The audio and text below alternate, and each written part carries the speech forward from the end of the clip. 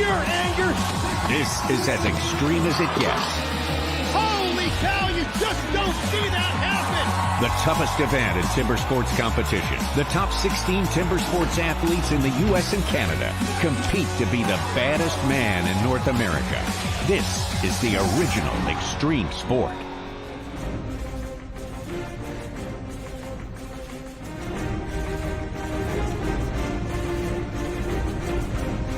There we go.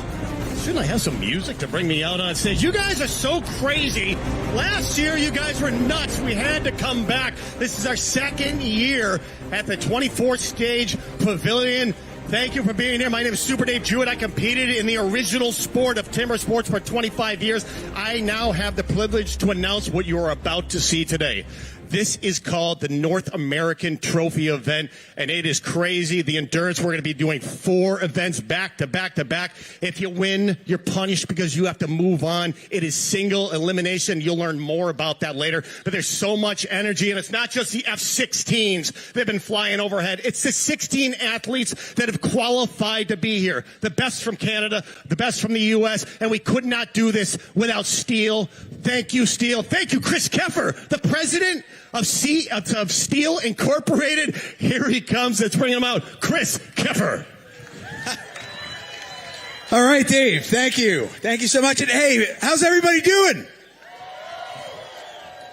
Are you all ready to see an international competition between the USA and Canada? All right. Well, first of all, I want to thank all of the great employees that we have here from STIHL, both from our Virginia Beach office and from Canada that are here as well. So give a round of applause for our employees here to help make this all happen. I also want to thank the city of Virginia Beach for allowing us to host this event here. This is exciting stuff. It's the second annual international competition between the United States and Canada. It's going to be awesome. 16 awesome athletes that are competing here in timber sports. And without further ado, I just want to bring them out and say, let's have a great time. Let's show them what we got, Virginia Beach. Thanks, Dave. Very much. Thanks, Chris. And it's not just STIHL. We have a lot of other sponsors. Let's give it up for John Deere, Allison Beer Company. They're right over there. Go get a bit. They're serving beer, too, man. Carolina Container Stone Lawn Works. STIHL has the new products on display. The STIHL BGA 250 blower, the STIHL BRA 600 backpack blower. These things are the real deal. I don't just talk about them. I own them. I've got them all at home. They're phenomenal. It's going to be a tough job for me on the stage today. Fortunately, I got a backup crew. The boys in the middle. They've been around forever. Kevin Holtz, world record holder on the crosscut saw in timber sports, and the golden voice. Take it away, boys. Tony Sanders. All right. Thank you so much, Super David and Kevin. All your years competing professionally, all the years you've been analyzing with us on television. I know you're not going to count out a single one of these 16 who have showed up here to compete in this very important event. But in advance of every event, there are going to be favorites. So why don't you lay some ones to watch on us right now? Yeah, there's definitely some ones to watch, but this is an event where anybody can come through and pull an upset. Let's talk about that man on your screen right there, Jason Lentz. 1 world championship, 2 national championships, 2 trophy championships to his credit.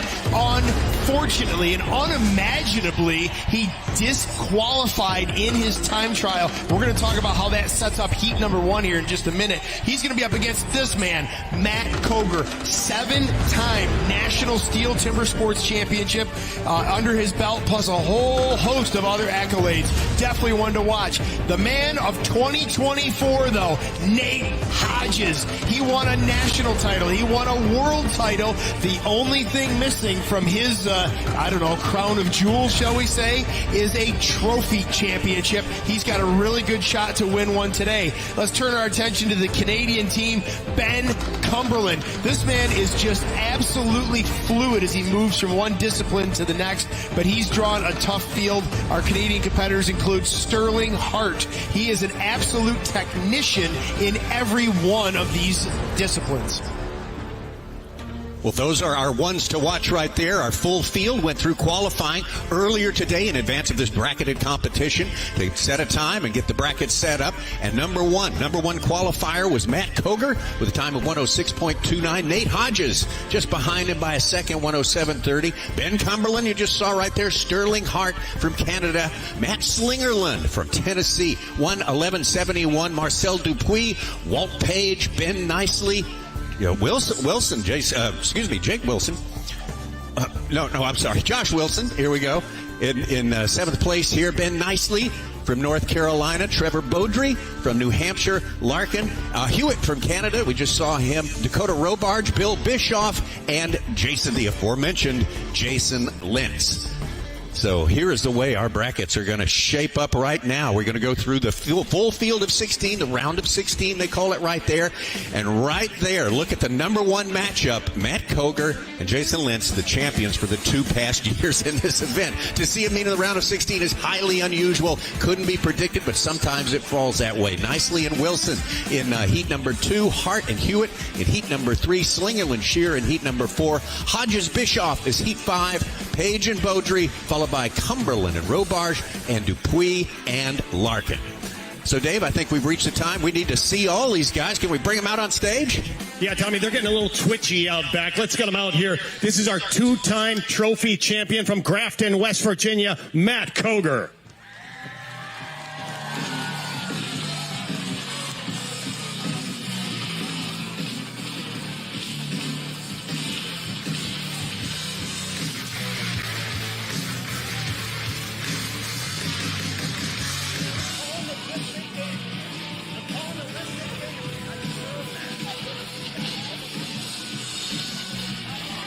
Okay, I guess they mixed up the order. We're gonna do this the way they came to me. Matt Koger from Grafton, West Virginia, and from Diana, West Virginia, 2-time trophy winner Jason Lentz.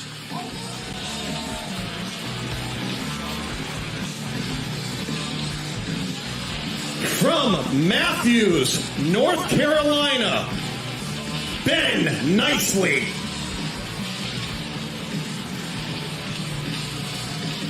From Morgantown, West Virginia, Josh Wilson.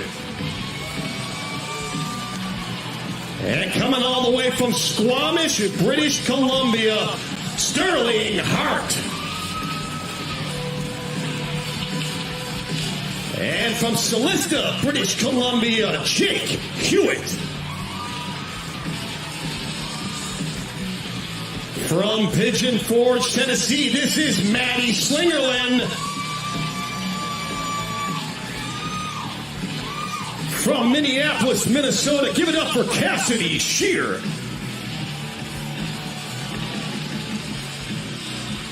Looking for his first trophy title from North Fork, California. This is Nate Hodges, your current world champion.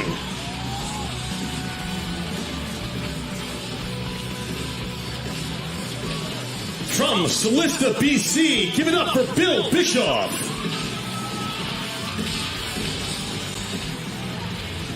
Coming from Toll House, California, big round of applause for Walt Paige. From Walpole, New Hampshire, Trevor Bodri. From Elmwood, New Brunswick, Ben Cumberland. And his first time appearing in Virginia Beach from Sheboygan, Michigan, Dakota Robarge.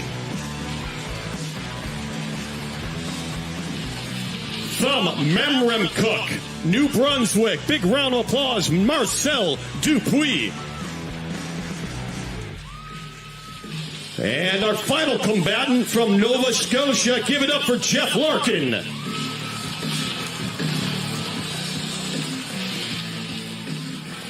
And being hidden behind these 16 massive competitors are our head judges. Let's give it up for Rich Hallett and Chris Alba. Well, there it is, ladies and gentlemen. Big round of applause for all of our athletes, our head judges, and then the stage crew. You're going to see the production crew. And I believe we are ready to kick this off. And this first heat, as Kevin and Tommy were leading in, is just unprecedented. We saw a disqualification early, and it has set down what may be the biggest trophy event heat in history. The top competitor moves on. The competitor that loses will be going home. You're looking at 4 trophy titles coming on stage, and we will be announcing them in just one moment. The STIHL Timbersports Trophy Competition. In the trophy format, athletes have to complete 4 disciplines back-to-back. After the start, they need to cut a complete disc with the stock saw within a 10-centimeter area. From there, the athletes have to complete the underhand chop as quickly as possible. Only after they split the block can they return to the starting point, where this time, the single buck is waiting for them to cut 1 complete cookie. In the final discipline, the athletes have to complete the standing block chop in order to achieve the best possible overall time. Any rule infraction will result in a disqualification, and the athlete will be eliminated. Well, once again, this is head-to-head bracket competition right here, the round of 16. Hey, there's one rule. You got to win your heat, or as Super Dave said, you are gone, Kevin. You're down the road.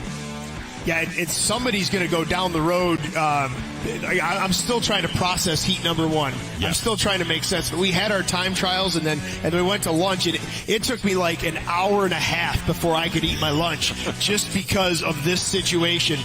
We have multi-time trophy championships going head-to-head in heat number 1 as the number 1 and the number 16 qualifier. And if you caught any of the time trials here as part of our live audience earlier, you know that's due to a disqualification for Jason Lentz. He should not be a number 16 qualifier, but he was disqualified in time trials. It put him in that number 16 seed. We have 2 of our top contenders. We're not wading into the kiddie pool. We are doing a full-blown cannonball. We're going into the deep end, that is for sure. Of course, these will be followed. The 8 will pass on to the quarterfinals. Of course, we go to the semis, and then we will have our championship round and our small finals, well, to determine the bronze medal winner. So, Dave, we're just about ready to get going. All right, ladies and gentlemen, get on your feet. If you just walked in, immaculate timing. Heat number 1, 2-time trophy champion from Grafton, West Virginia, Matthew Koger. And his opponent, 2-time trophy champion from Diana, West Virginia, Jason Lentz.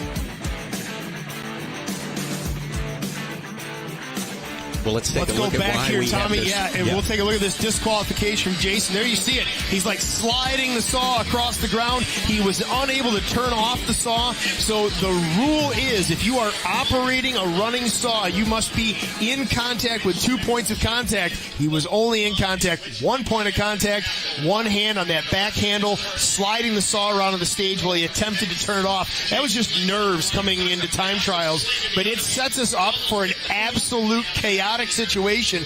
Each of these gentlemen have won national titles. Each of these gentlemen have 2 trophy titles under their belts, and one of them is going to go home after round number 1, or heat number 1 in our bracketed single eliminated matchup.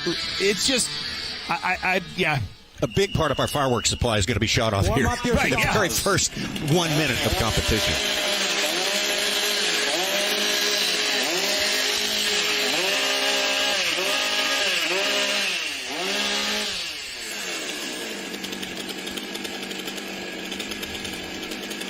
Athletes ready. Stand to your timber. 3, 2, 1, go. Oh, a bobble from Matt Koger on stand number 1 as he went down for that stock saw. It doesn't seem like much, but fractions of a second are going to come down to winning or losing. I got to be honest, Jason was dangerously close to sliding that saw again, much like he did in time trials. Again, these guys are 2 of the best in the business. 2 trophy titles apiece, and one of them's going to go home after this round.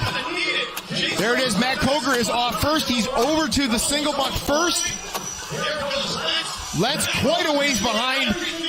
Matt Koger is probably a third of the way into that single buck run. Jason Lentz has got to bring it here. I don't see the pace from Koger, but that saw is moving down through the block. There he is. He's off to the standing block. If Matt Koger can get ahead at the standing block or to the standing block, it is going to be almost impossible for Lentz to reel him in. It is going to take a major mess up on stand number 1. 1-1 opening. He's starting to show a little bit of slowed pace. I think he knows he's got it. A 101. Matt Koger will advance. Jason Lentz will be going home. This is unthinkable. No way you could possibly predict this to happen. Sometimes it does happen. Big time fireworks in the very first bat out of the box, as they say. Yeah, no dipping your toe in the water. That was full tilt go. And then we also have to think about the consequences for, in this case, Matt Koger, whomever won. Your number 1 seed is usually matched against your number 16 seed, and they're going to have to go. They're going to have to compete. But our number 1 seed just was matched up against really another number 1 seed, and he really had to go in an early round. Matt Koger.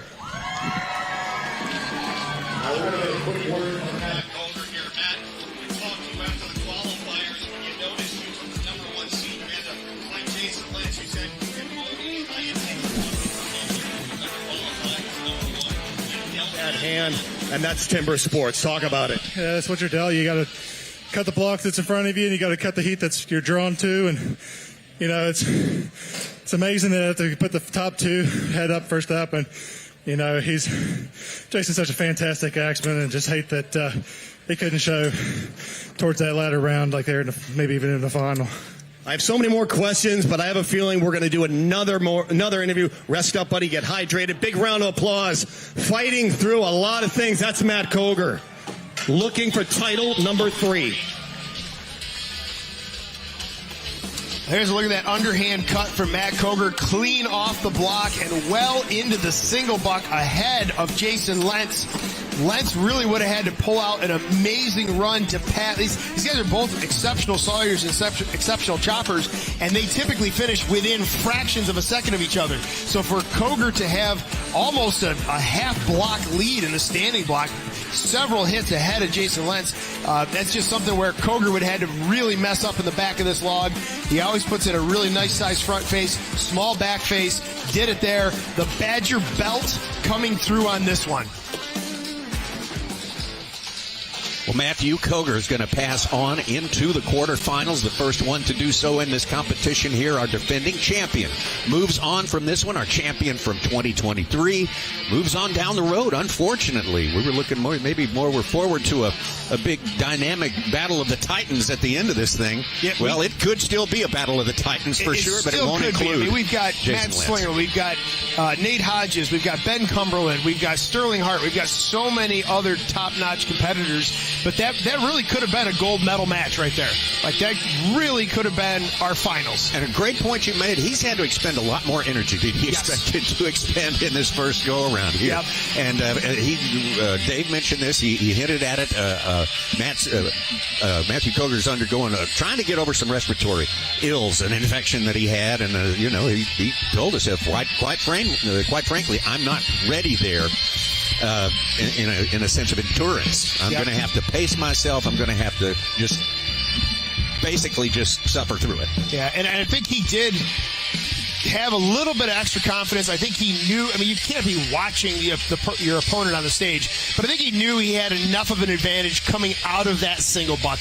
You're going to put your single buck down, and you're still going to hear sawing happening. So I think he knew he had a good advantage over Jason going into the standing block, and not that he really laid back on his laurels, but I think he eased up on his pace a little bit, but that whole scenario just didn't play out well for either one of them. Obviously, advantage Matt Koger. He's going to advance. Just heartbreak for Jason, and he'll be going home. Jason told me, surprised me yesterday. He told me, I asked, which one of the disciplines do you not like the most, do you dread the most? And he said it was the underhand. He said, that's the one I'm worried about. And he lost a little bit during the course of that underhand. Yeah, he did. And that definitely put him behind going into the single buck.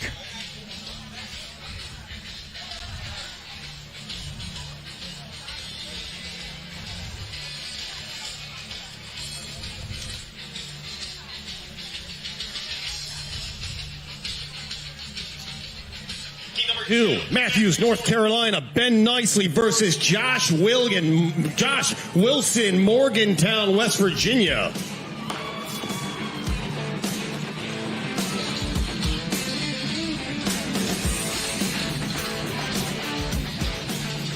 Well, Ben, now a couple of guys from the East, a couple of big names from the East here. Ben Nicely, an equipment operator for an environmental restoration company. He's been 11 years completing. He was 7th place last go-round right here in Virginia Beach in trophy competition here. No, excuse me, he was 6th place. He was 7th place in the U.S. Pro Championship. Josh Wilson has finished as high as 7th place in trophy competition, but last year had a hard time of it, had difficulty. He got DQ'd, much like Jason Lentz in the time trials. And he played a much better, bigger role in the time trials this time around. Absolutely. And when you have 4 back-to-back events, there are more opportunities for disqualification. And we saw it with Jason Lentz in the time trials here today. He was concerned about, and rightfully so, getting to that underhand and wasn't focused on finishing the stock saw. So it's not just the individual event. There's opportunities for disqualifications in all those transitions. We saw Matt Koger get disqualified. He took his hearing protection and his safety glasses off and threw him to the stage a few years ago, and they slid across the line into his opponent's area. That was a disqualification. To your timber. 3, 2, 1. Go! So 2 competitors from the Mid-Atlantic region, North Carolina and West Virginia. These guys go head-to-head quite frequently in non-steel timber sports lumberjack competition, so they know each other very well in terms of their strengths, weaknesses, etc. Josh Wilson, I love the fact for him anyways that he was quick to the underhand. He is a really strong underhand cutter, and then of course they turn together, both with really clean front faces going into these blocks. A little bit of a hang-up from Nicely on the chip side. His left-handed offside. It's going to be Nicely, though. Wilson, now that block came apart, you can see there was a little bit of extra wood in the bottom of that block on the front side. That is exceptionally hard to reach from the back side. Look at Ben Nicely just pistoning down through that single buck log. Wilson's got about 2 more pushes. He'll be off. Nicely looking a little bit slower going to the standing block, but now that he's there, there's that beautiful fluid swing. He's got to clear a chip. Fiber of wood held that chip up. These are all just fractions of a second. Josh Wilson is cutting quick, but not clean. He's got a rough-looking front face in that block, but he is going to send it now. Ben Nicely with a 1:14 shown on that unofficial time.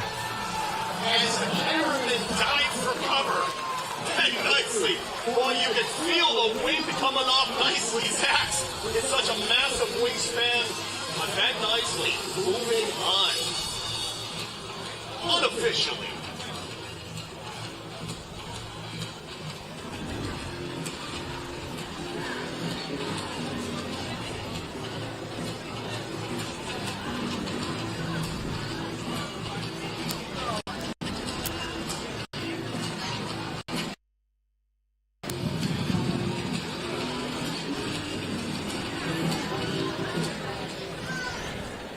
And the winner is Ben Nicely. Great job, Ben. But when you see that you drew Josh Wilson in this round, what was your thought? He was reeling you in the standing block. No panic expression on your face. You just blew off the backside of that standing. Yeah, me and Josh were typically pretty close on all the chops. So we both knew, whoever got to standing block first had a pretty good chance. We talked about your front foot sliding around a little bit in the chips.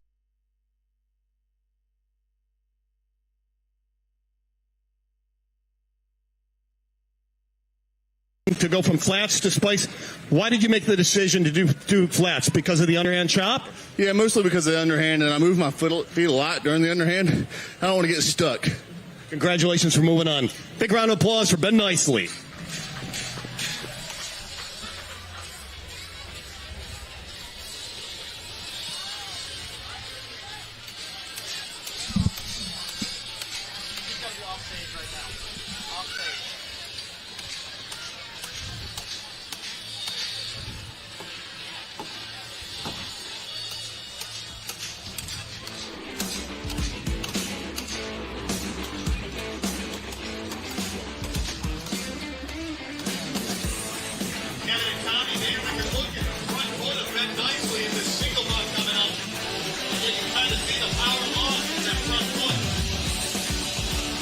That single butt cut coming up here in just a minute as these guys get off of the underhand. And there you see that front foot, just like Dave called it, with all those noodles on the floor, that front foot is shifting around. So now that's changing his body mechanics for every single position. It doesn't just cost him power, it costs him comfort. Got out of that single buck event, though, and laid waste into that standing block. You see that chip hang up there. That, again, interrupts his rhythm, interrupts his swing. He manages to hold on. Josh Wilson just went at that standing block like his career depended on it. Unfortunately, Josh Wilson's going to be going home. Tough break, but Ben Nicely advances to quarterfinal number 1.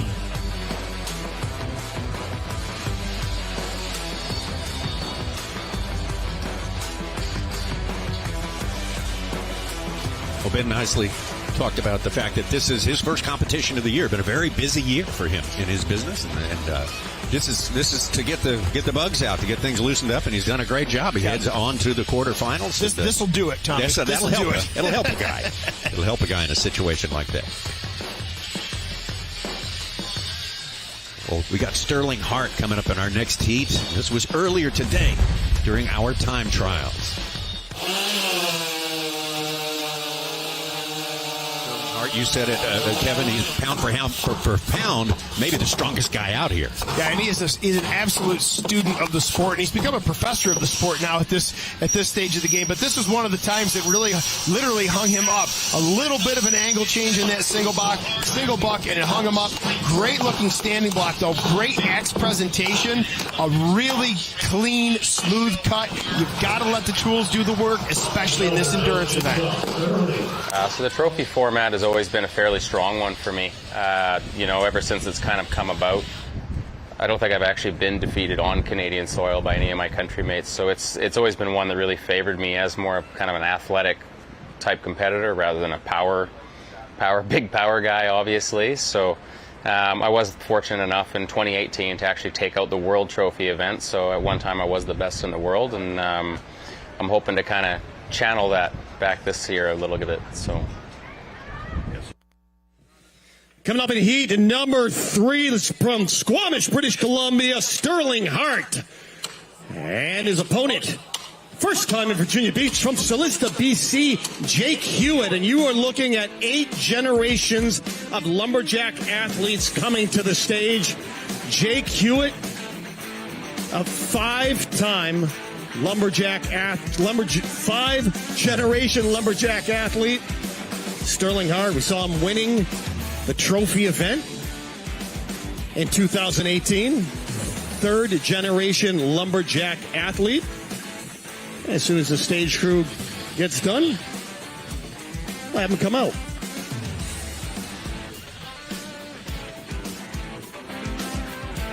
You see all these steel products coming up on stage. Just had to fix a quick spike here. Ben Nicely causing all sorts of trouble today.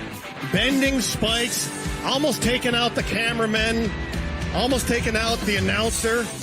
But anyway, 2 of the top competitors from British Columbia. Let's do it one more time. Sterling Hart from Squamish, BC, and his opponent, Jake Hewitt from Solista, BC. 8 generations of lumberjack athletes coming out here, ladies and gentlemen. Sterling Hart at one time, the world's #1 pole climber, in following the footsteps of his dad here. And 10 years ago, he said, I'm giving that up. Too many injuries, and I'm going to concentrate on chopping and sawing, and made himself absolutely into one of the top guys in Canada for sure. Yeah, much safer part of the sport. Axes and saws. Yeah, definitely, Tommy. But of course, we talk about family lineage and Sterling Hart, generations of lumberjack competitors, as you pointed out.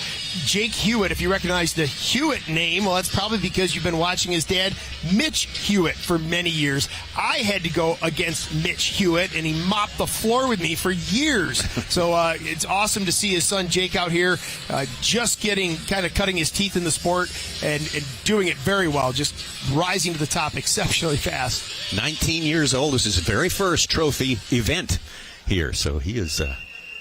He's making a debut in some pretty heady circumstances.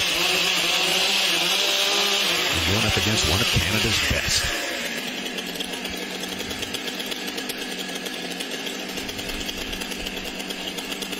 Hart on the right, Hart on the left, Hewitt on the right. Ready. Stand to your timber. 3, 2, 1, go! Hewitt with a nice start. I think that was a legal start. I don't think he cut it too close or beat the clock, but he was really right there with the go.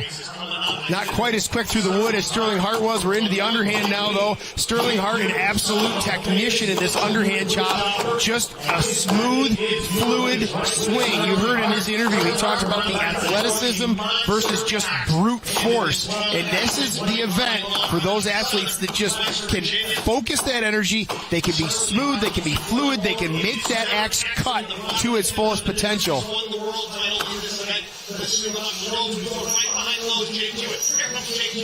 Hart easily a quarter into that single buck by the time that Jake Hewitt gets his saw going. And we just see some pace falling off of Sterling Hart. He looks back at that saw. I'm not sure what he was looking back for, if he was checking a time. At this point, he's just going to be looking to put in a clean cut, let the axe do the work. He's not racing for time. He's racing to beat Jake Hewitt. Tell you what, Jake Hewitt's not done though either. He really put in an awesome front face in that block. Underhand did not go his way, and he's been behind ever since that chop.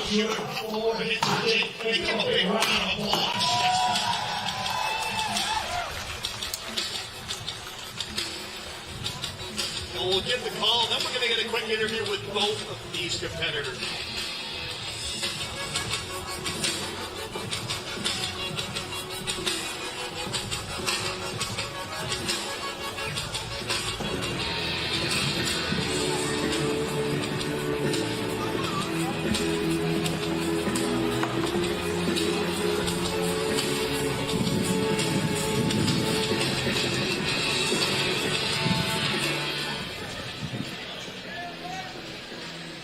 And the winner is Sterling Hart. Great job. I could do this for a half hour, Sterling. We could do Sterling Hart. He was coached by Mitchell Hewitt. Big shout out to Mitchell Hewitt, Jake Hewitt's father, one of the best choppers in the world. Sterling, talk about what it's like to go again. I'm assuming you and Jake trained together. You trained with Jake's father. The best technique. I just love commentating. I love watching your standing block technique. Talk about what it's like in this atmosphere competing against your friend Jake. Yeah, no, it's the first time. Jake's actually our Canadian rookie champion, so it's the first time we've had an opportunity to compete against each other on a stage like this. So obviously after, many years of competing against his dad, we finally got rid of Mitch, and all of a sudden the offspring comes along. So I interviewed his father, Mitch, one time. Mitch loves to chop, doesn't like interviews, and I said, Mitch, you always let the axe do the chopping for you. I handed the mic over, and he just took the axe and tapped it on the microphone, and I never got a word. Jake, I need a few more words than Mitch used to give me. What's it like coming out here representing Canada and just seeing all of Virginia Beach here? yeah, it's a great experience to be here, and really happy to be part of this team and a part of the crowd and part of this event. We were out to dinner last night, the Canadian team. Jake went up, used the men's room. The entire Canadian team ditched him. And that's just what you get sort of we're going to let him go. Go ahead, guys, with the chainsaw. But anyway, big round of applause for these guys.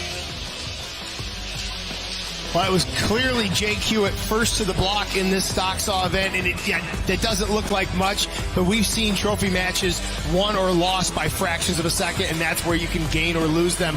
And again, as Dave Jewett pointed out, there is that precision, there is that accuracy, there is that efficiency from Sterling Hart. Single buck, it just seemed like he started to get gassed a bit, but once he got off the single saw and got over to the standing block, a renewed energy, and he just lays waste to this standing block chop. Putting the hits exactly where they need to go.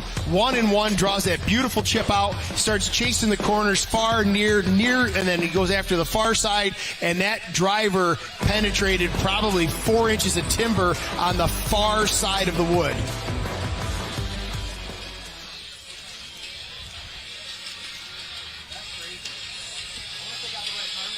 All right, Sterling Hart moving on to the quarterfinals. Next up, we've got another good one here. Hey, this is a former champion, a former U.S. champion. back in 2019. Cassidy Shear going up against this man right here, Matt Slingerland. Had many, many near misses in the U.S. individual championships, that is for sure. This is from the time trials earlier today, and it was Matt Slingerland all the way. Yeah, Matty had a really good run. He posted an early time to beat. Eventually did get beat, but one of our top qualifiers coming in here seeded very well. Matty Slingerland is always right there, and it's just a matter of having that one awesome run where he puts it all together and he'll be there. Here's a look at Cassidy Shear from earlier today as well. Another man who's just an absolute clinician. He is studying, learning, reading the rules, interpreting the rules, and pushing the envelope in any way he can. And I mean that with the sincerest of compliments. I'm doing a lot more lactic acid threshold type stuff, just really pushing my body to the brink of exhaustion. As far as applying that to the timber sports, mostly just I try to chop a lot of standing blocks tired and try to practice the single buck, somewhat fatigued as well. When you're fatigued, your body doesn't want to work the same. So having that practice of, remembering to breathe and focus and stay relaxed even if my body's hurting, that's been the thing I've been focusing on the most.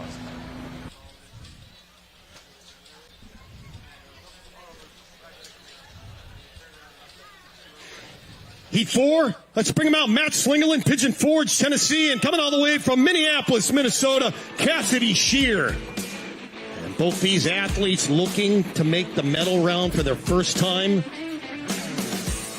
And it may just happen. This race mirrors the first race we saw with Lentz and Koger. These two are dead even. Their single bucking technique is identical. I give a slight advantage in the underhand to Slinger. Well, Cassidy Shear stepped away from competing in trophy last year.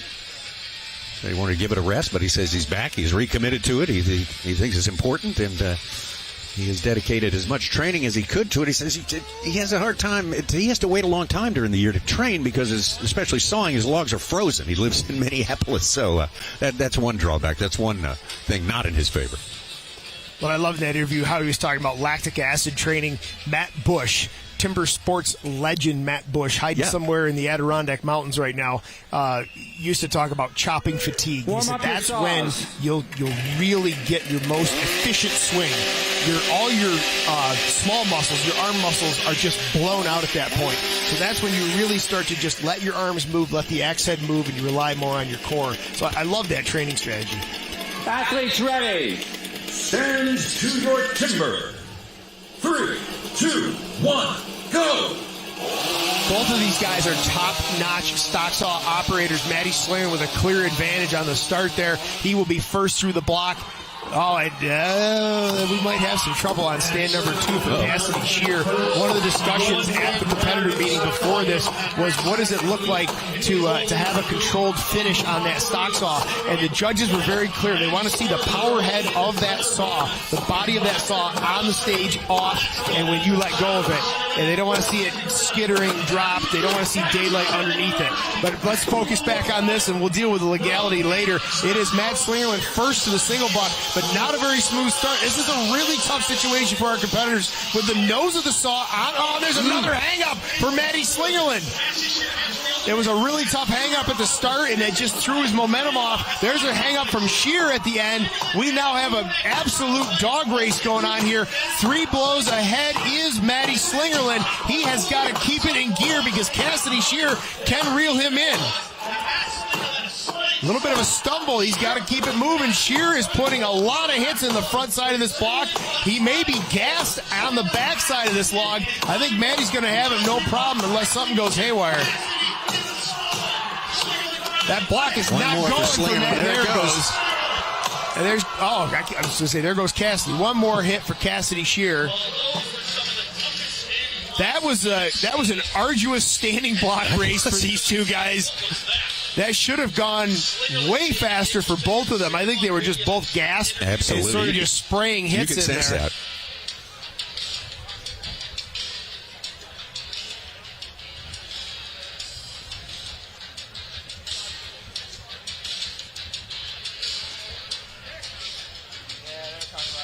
know we have a yellow flag. First one today, we are going to review the video. Yeah, I would have to wager. So there is a yellow flag on stage. I gotta believe that may be Cassidy Shear's exit from the stock saw event. But with all the stuff going on up there, Kevin and Tommy, this is where I throw to you. yeah. So We're talking Shear. Go ahead. You're on the house system just like me. yeah. So Dave, what I saw, and I could be out in left field, and there's so many things that could go wrong. The stock saw from Cassidy Shear was a little skittery, a little droppy, a little whatever, and we saw there was a lot of attention given to that in the meeting. Head Judge Rich Hallett is coming out here now to make his ruling, I guess.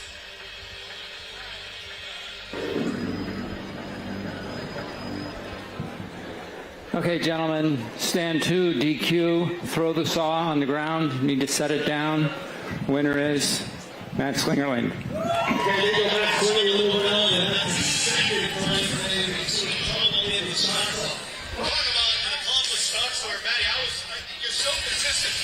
You have the option on go to make a one-handed grab. Dangerous, yes. You make it look easy, but it gained you almost a full second advantage into the underhand. Yeah, there's a little bit to be gained there, so just got to go as fast as you can, let her all out. So, okay, rest up. You're moving on. There you go, Matty Slinger, and then we'll see him again in the next round.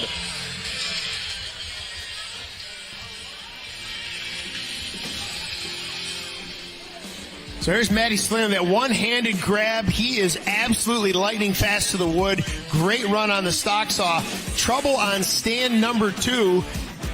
Let's watch this. Chain break goes on. Bar kind of hits the ground, and then there you see, doesn't look like much, but there's probably 3 or 4 inches of daylight under that saw when Cassidy Shear lets it go. And we had that DQ with Jason Lentz in the time trials, and there was discussion about that DQ in the competitor meeting at 45 minutes before start of show. So there's been a lot of attention given to that, and that was a pretty clear-cut case. It ended up being kind of a null and void situation. He was not going to advance anyways, but that's exactly what we were talking about in the competitor meeting. As we pick up here with the end, one of the most arduous standing block races. I don't know if it was firm timber, if these guys were gassed. The cut from Cassidy Shear gets a little bit away from him on those downward blows on the top. We're looking at the back here, though, for Matty Slinger. You see him had to wrench that chip out, that opening downward hit on the backside. You had to twist the axe head to get the chip to release. So I see a lot of red rings in there. Maybe not the best block, maybe not the right axis for these guys. And frankly, they probably are just both gassed a bit. So Matt Slinger going to be moving on into the quarterfinals right there. Matt says he's feeling about as good. It's his peak technique right now. His family's here with him. Everything's going good. He expects to do very well here today, and he's come so close to number 1 so many times.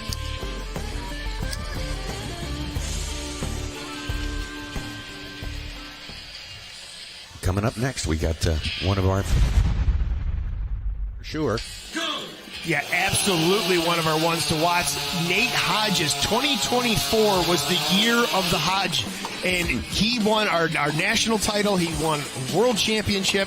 And the only thing not on his resume is a trophy title. So this is a great opportunity for him to do that. What I want to see from Hodges today, he is one of the fastest ones between disciplines. And what I need to see from him is just smooth operation of the tools. He is exceptionally powerful, but he's got to let the equipment work for him. I've done so much testing at home.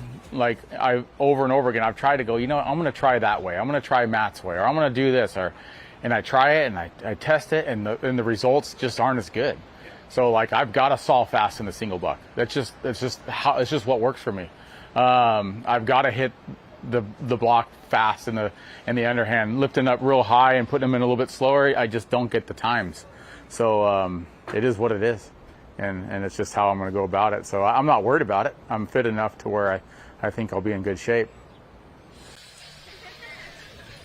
Well, Nate Hodges lost in possibly the most exciting heat of last year's competition here up against Jason Lentz. Just half a swing, and he did not make the semifinals on account of that. He's there to rectify that situation.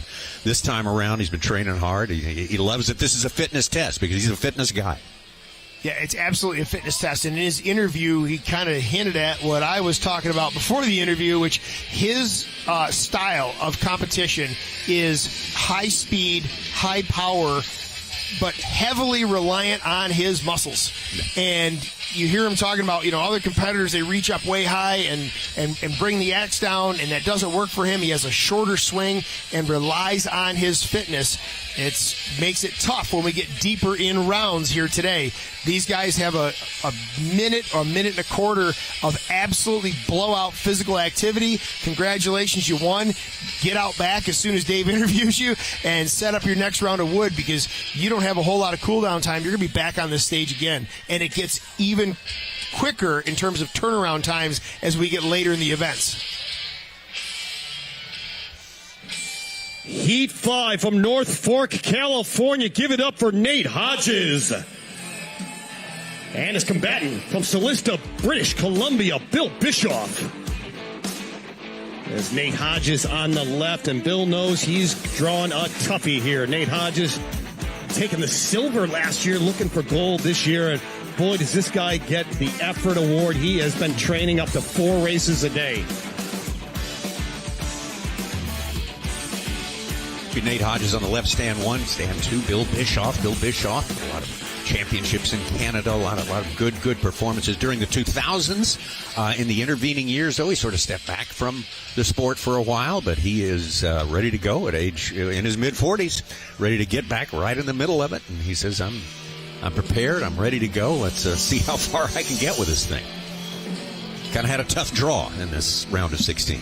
Well, yeah, and that's what our time trials will do. We'll seed all these guys, and fastest times get matched to slowest times, and he's, like I said, 2024 was the year of Hodges, and Bill Bishoff is finding himself in the middle of it here at the start of 2025.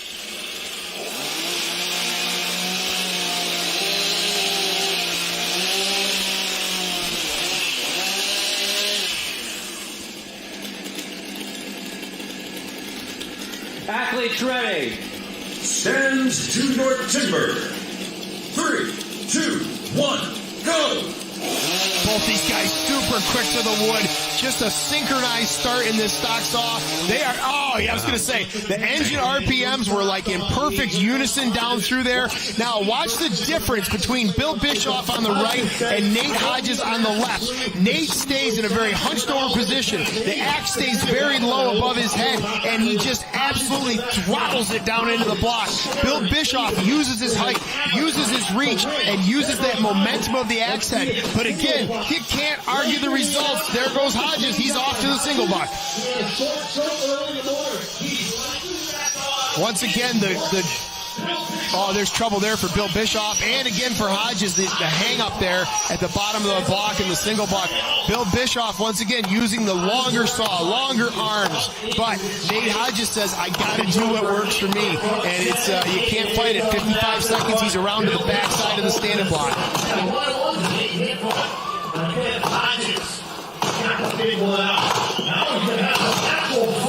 Hodges around 106, 107. That's where our top qualifiers were in time trials this morning. I think we again saw him maybe lift on the throttle a little bit in that standing block. And we could easily see Hodges sub 1 minute if it came to it in later rounds.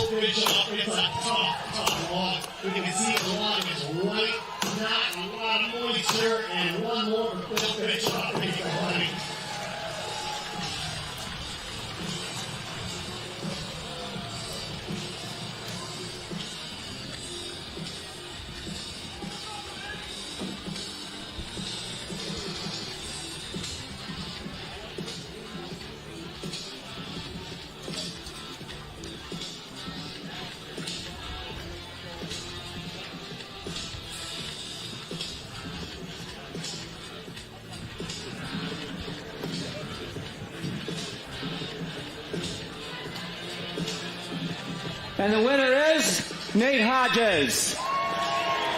We're going to do a quick interview with Nate Hodges. Nate, making a lot of changes since the time trial this morning, buddy. You changed a lot. You changed your axe handles, and you changed the technique in the single buck. I watched you test your saw this morning. It was a short muscle technique. You pulled a nice long saw today. I like that. Talk about what it's like to have the confidence to make those changes.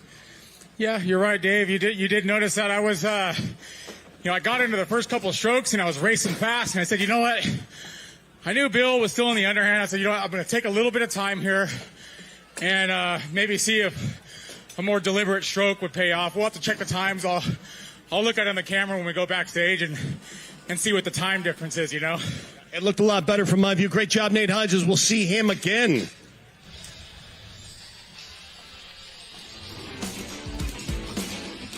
Look at this stock saw run.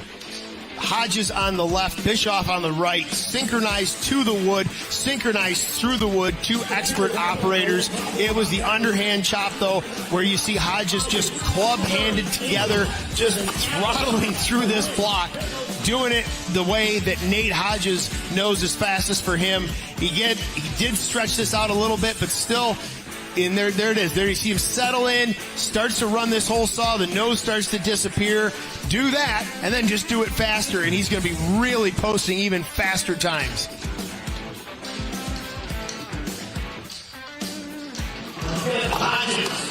Let's listen to Nate in the interview here, and he's the one who's made it through, got more words out without having to gulp for air. So this guy is in shape. He says you have to put yourself through way more pain than you imagined you will have to face in order to train for this particular event.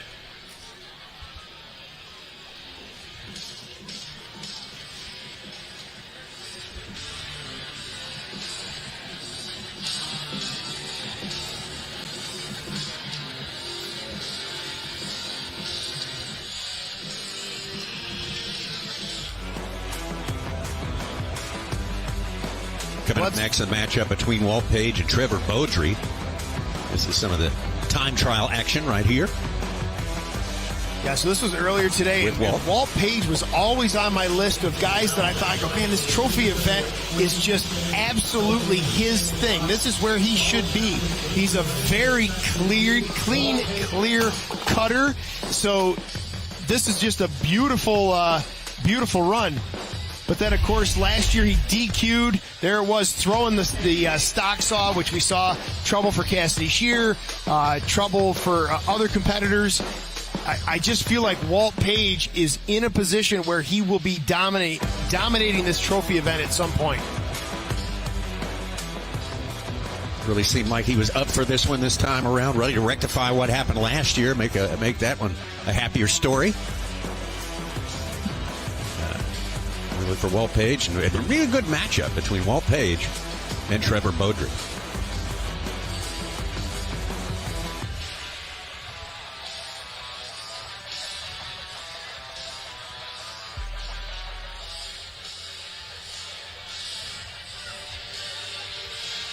DQ's hurt, that is for sure. They've hurt people already here today. That is for sure. Full send that action to that block. No, you know, last year was kind of a little bit of a fluke thing. I carried a chip out of the underhand on the edge of the axe, and so when I went to set it in the log, that chip kind of rattled and kept it from going in very far, and that was one of the, I mean, that was the reason why it vibrated out. It happens, like, you know, and I even had a little split-second thought right after I did it. I went, oh boy, that didn't go in there very far, but, you know, at that point, the decision is, do you go back and try and fix it, and then you're, you know, that's a full second that you're giving up, or do you go with it and see how the things shake out? And so that was the decision I made, and, you know, it shook out the way it did, but, yeah, it happens.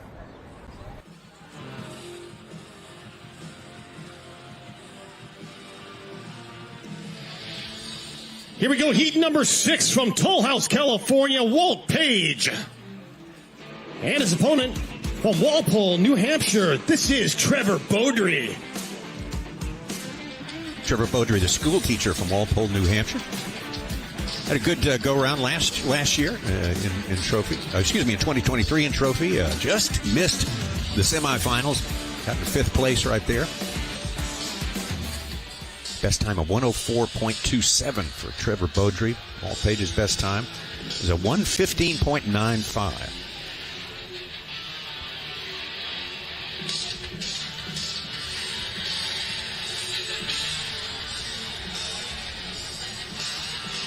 Walt says he hates those little mistakes, DQ or not. They just feed on themselves. They transfer to the next stop on the discipline ladder there in this event, and they're just hard to recover from. And the way this trophy event's gone in the past few years, the margins are just getting tighter. There isn't room Warm up for your saws. tenths of a second, hundredths of a second slip up.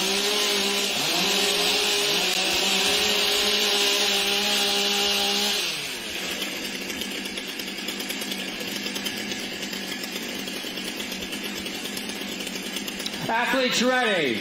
Stand to your timber. 3, 2, 1, go! Trevor Bodri. Oh, no. Trevor Bodri on the right. I was going to say, watch for the one-handed grab from Bodri, and it backfired. His hand coming down and stuffing the chain brake, locking up that saw. He's got to reposition his hand and disengage that chain brake before he can make his cut. Walt Paige is not waiting around for that nonsense. It is deep into his underhand job.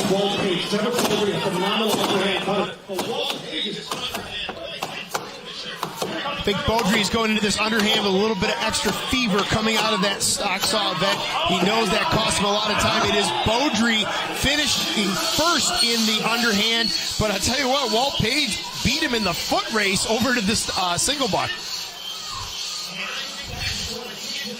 Walt Paige has got this single. He is melting down through that block. Bodri's got about 3 more pushes to go. He's got to get chopping here if he wants to reel in Walt Paige. We're in that part of the bracket where these guys are seated very close to each other. We know this is going to be a race. Walt Paige around to the back. I saw his Trevor Bodri. I feel like he ran out of the face of that block. It probably could have used maybe 2 more up drivers. He's going to have to really swing. It is Paige, but not by much. What a finish.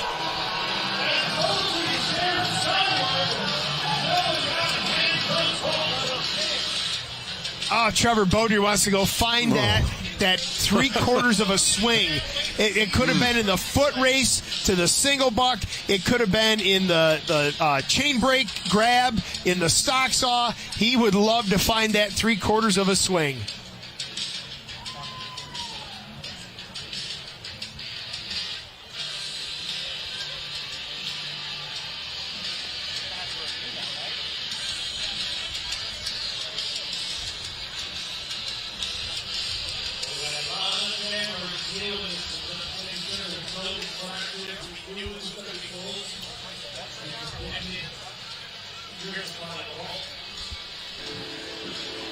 And the winner is Walt Paige. Paige, so unfortunate to see one of these athletes. We're going to get a word with Trevor Bodri. Then Trevor, talk about that final. Your standing block. Nobody really thought you were top level, but you just came on last year. You changed your timing. You had a hang. Tell us about it.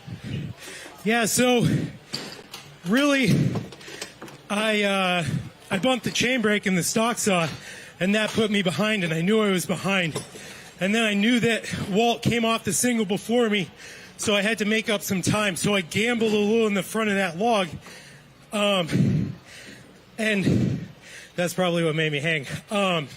But yeah, that little stick just not flowing, and that's what cost me the race there, because that was pretty close, as everyone saw. All right, thanks, Trevor. We're going to see him in Milwaukee fighting for the title for the United States National Championships in late July.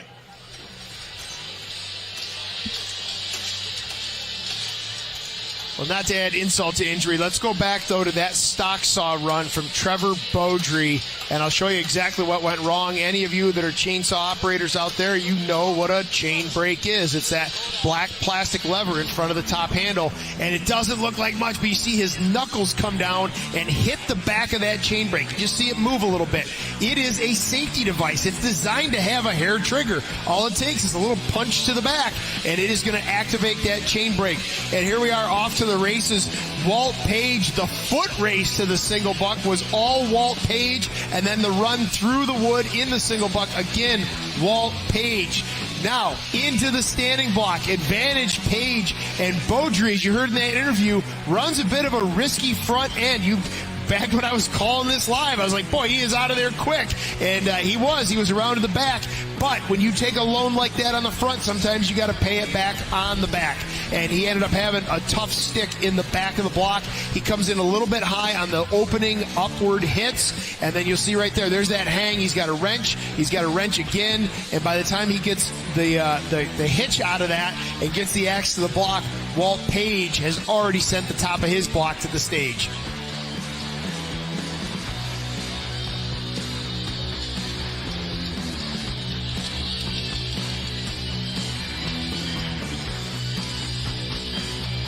Walt Paige moving on into the quarterfinals there. Hard fought by Trevor Bodri. Just this tiniest thing, little thing, really, really can make a difference when your final times are just hundredths of a second apart.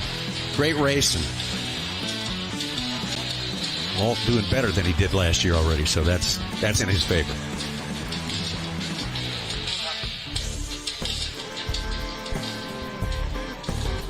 Here's the Canadian champion, Ben Cumberland. This was earlier today during the time trials. Yeah, Ben looking very smooth, very clean in all of these disciplines. And I can't emphasize it enough. For me personally, I think that is the hallmark of a trophy contender. Be smooth. Being the Canadian champion in the individual format has a little bit of weight coming into the trophy event, but I'm trying not to let it impact my performance too much. It's just kind of something that's in the back of my brain. You know, this is an entirely different competition compared to the individual format, so I just want to, do the best that I can, leave the rest up to God, and see how the cookie crumbles. Ben Cumberland, quite the athlete, that is for sure. Very impressive. Of course, our reigning Canadian champion, individual champion as it stands right now. Let's get it to Dave.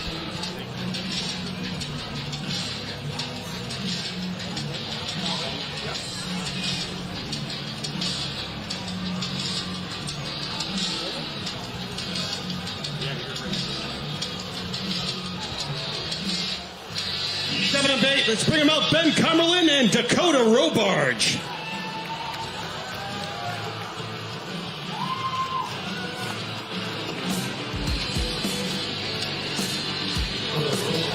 Ben was 8th last year, North American Trophy. Figure he's capable of better than that this time around, but the first thing he's got to do is get past Dakota Robarge. Dakota competing in his first trophy outing here. Made it to the finals in the Pro Championship. That was a big breakthrough for him last year in Milwaukee, the National Pro Championship, and managed to finish in the top 6. That was very, very impressive for the young man from Sheboygan, Michigan. Of course, we think of him as being from New York. Another great lumberjack pedigree there. Yeah, I don't care. He can put whatever zip code he wants on his STIHL Timbersports paperwork, but he's essentially my neighbor. The Robarge family live about maybe 30 minutes south of me in the Finger Lakes region of New York State, and that whole family has just spent decades traveling around the Northeast and Canada and Australia competing, and Dakota is picking up that baton. Really, really impressive run in Milwaukee last year in his first ever time out in the professional ranks for the STIHL Timbersports Series, and I'm really curious to see how he does here in this trophy format.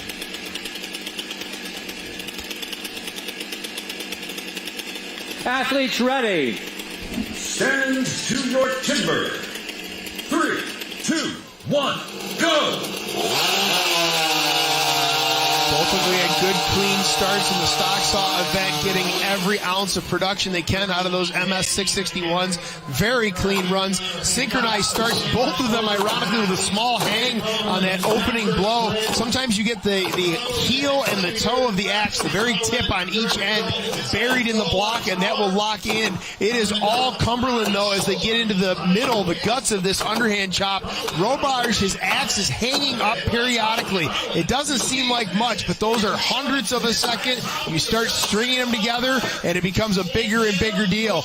Cumberland is about at the halfway point of his single buck event before Robarge ever gets there. This is coming up all Cumberland right now.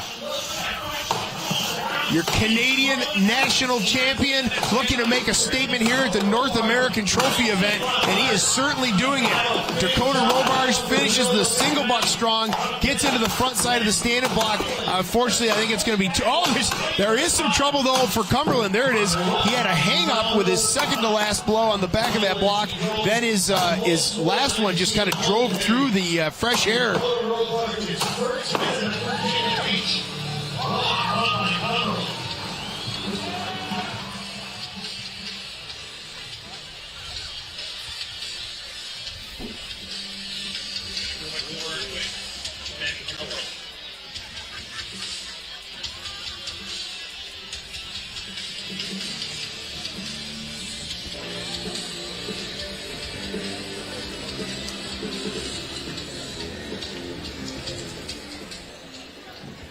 And the winner is Ben Cumberland.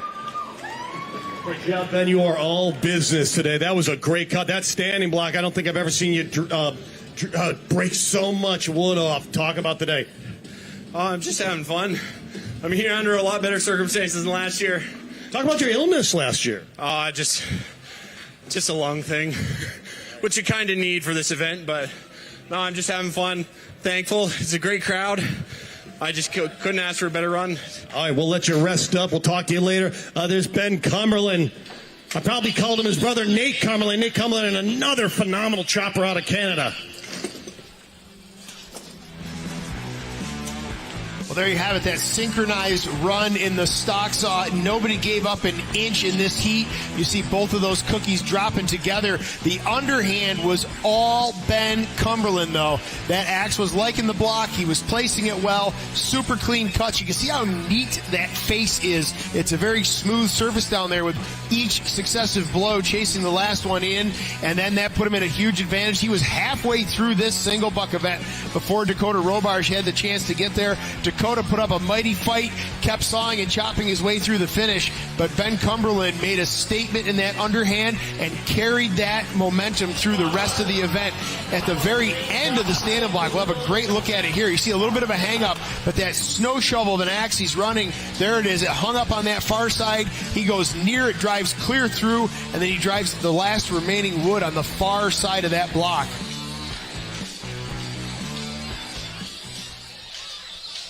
Ben Cumberland looking very, very smooth there. One little hiccup just at the end there, but he moved very quickly between. He's a big man. He can cover ground quickly. Ben Cumberland moves on to the quarterfinals. Let's get our final matchup of the day set up here. Two big men from Canada. Going at it in this one right here. The beast from the east, Marcel Dupuis, going up against Jeff Larkin. This is Marcel from his qualifying round. Yeah, Marcel, an exceptional chopper sawyer, former Canadian national champion, put up a pretty decent run. His standing block was not as clean as I know he would like it to be, but good enough to post a solid time and seat him here for the finals.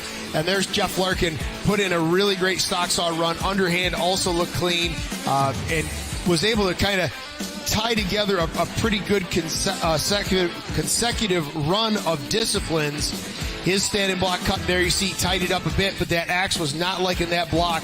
A bit of a drier piece of white pine, and the axe just didn't want to cut it.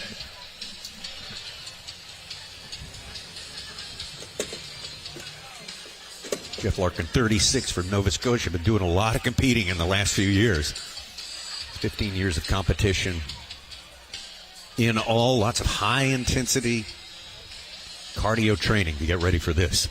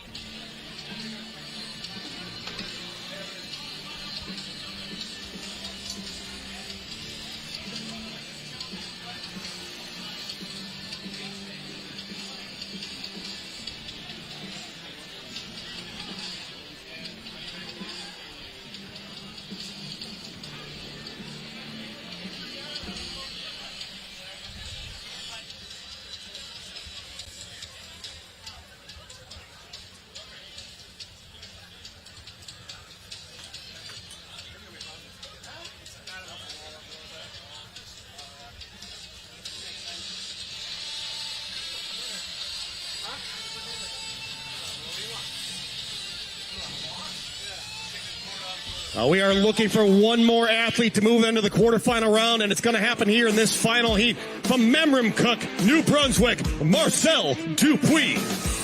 And his opponent coming all the way from Nova Scotia, Canada. Big round of applause for Jeff Larkin.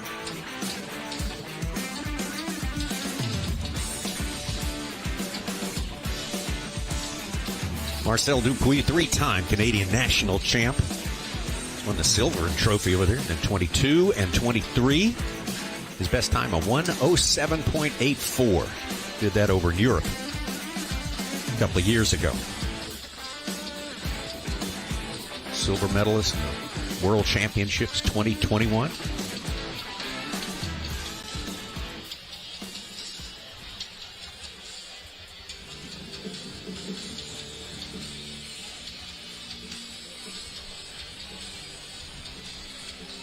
Jeff Larkin, fourth place in the national trophy, both in 22 and 23 up in Canada.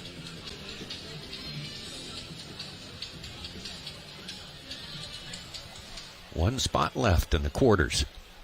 And here we go. Warm up your saws.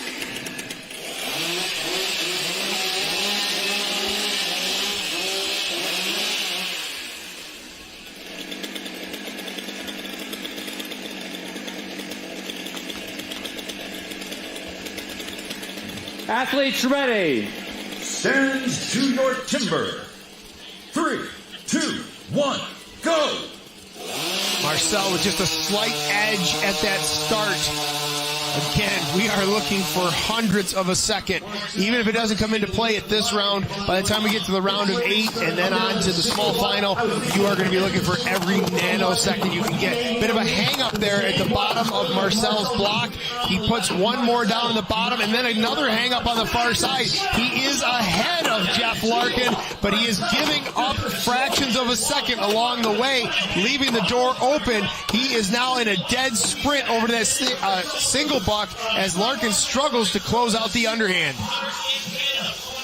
About a half a block lead in the single buck over Jeff Larkin, and that is not what Jeff Larkin wants. Marcel Dupuis is an exceptional single buck cutter, and he shows it to us right there. Larkin's slow to finish this block. He has got to get it in gear if he's going to try to reel in the three-time Canadian champion, Marcel Dupuis, over on stand number 1, who is into the back of the standing block. That is unbelievable. Marcel Dupuis puts 4 in the back of this block, drives it cleanly, just huge slabs of wood falling out of the back of that standing block. And unfortunately, Jeff Larkin just looks absolutely gassed. This is just an exhausting discipline.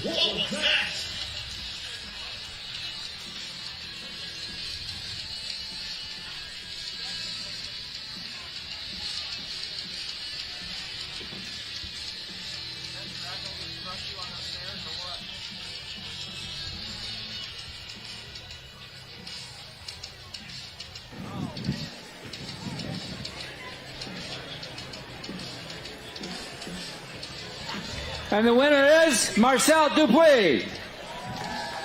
Well, Marcel, absolute incredible power, but he has to be accurate as well. Your axe is working when you hit the log, and this whole 2x10 just slabs off. Talk about choosing the right axe. Yeah, I just got an axe reground by Rob Spry. So this is the first time for me using them, and they're working excellent. It was a really good piece of wood, so I'm glad I made it justice. I would say use that same axe in the quarterfinal round, buddy. I believe these are the ones going to be staying on me. Yeah. Congratulations. Big round of applause. He's moving on. That's Marcel Dupuis.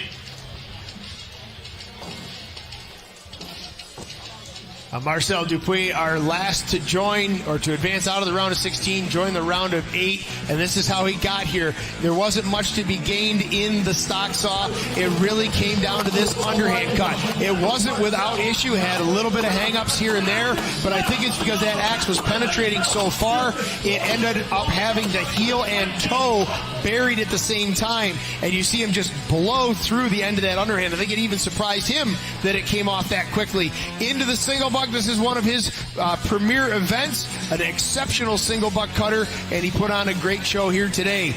into the standing block. Watch the slabs of wood that he draws. He opens 2 and 2, and look at that just massive piece of wood that's already cleared away. One more up, and now 2 down, and he'll be around into the back.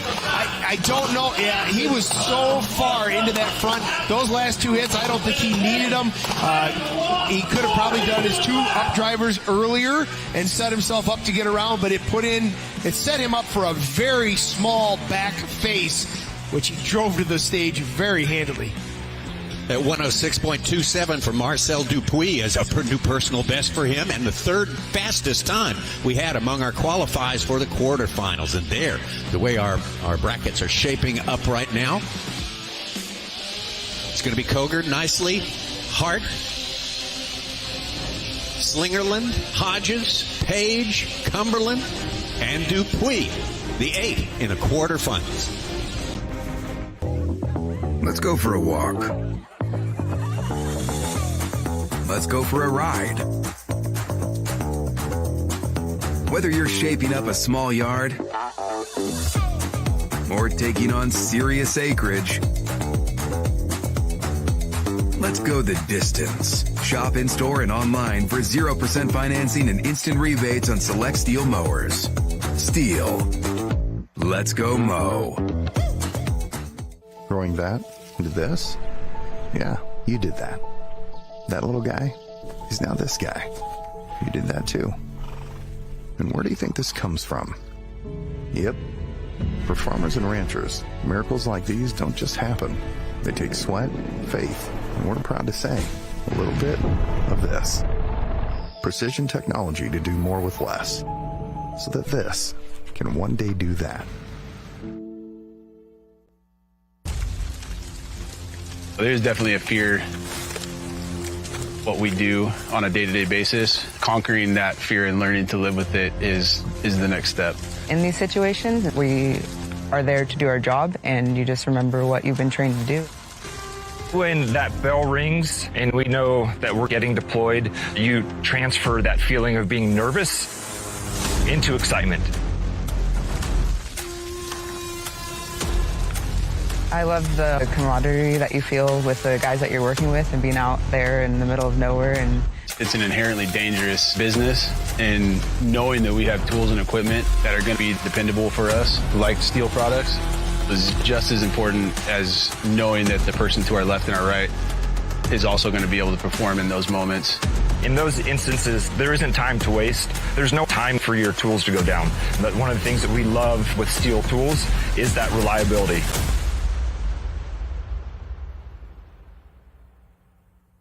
In the round of 16, the worst to get paired up with would probably be Matt.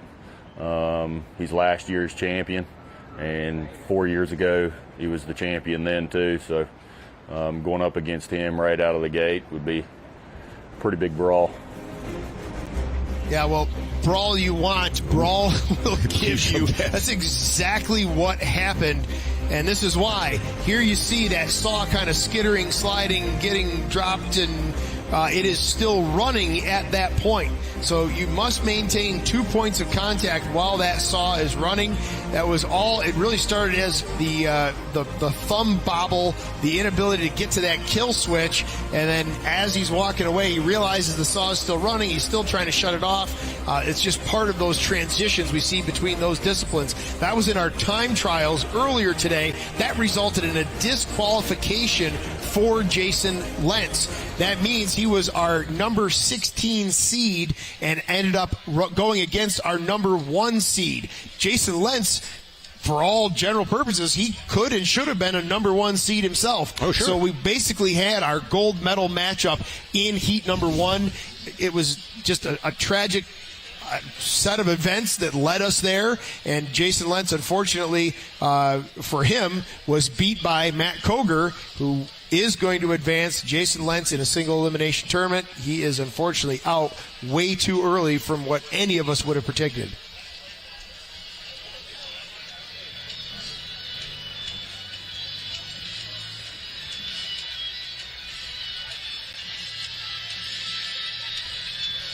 Well, again, 8 have made it to the quarterfinal round. We will begin that just moments away right here. Koger faces Nicely. Hart against Slingerland. Hodgeges with Paige. And Ben Cumberland faces Marcel Dupuis.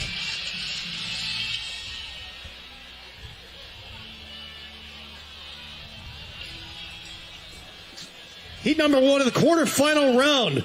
From Grafton, West Virginia, Matthew Koger, and his opponent from Matthews, North Carolina, Ben Nicely. Well, Matt Koger, a lot was asked of him in his first go-around. He did not have an easy go of it. He was hoping to be able to sort of relax, sort of ease into it, and had to fight off Jason Lentz. Was not expecting that. Going up against Ben Nicely. Yeah, not to make Matt Koger out to be the victim, but it didn't work out well for either one of them. As you pointed out, you know, the first round, he's the number 1 seed. It should be a fairly easy go against the number 16 seed, and instead he's got to go head-to-head with arguably his toughest competition in the field. There was no easing into this year's trophy match for Matt Koger. He had to go all out right out of the gate, heat number 1.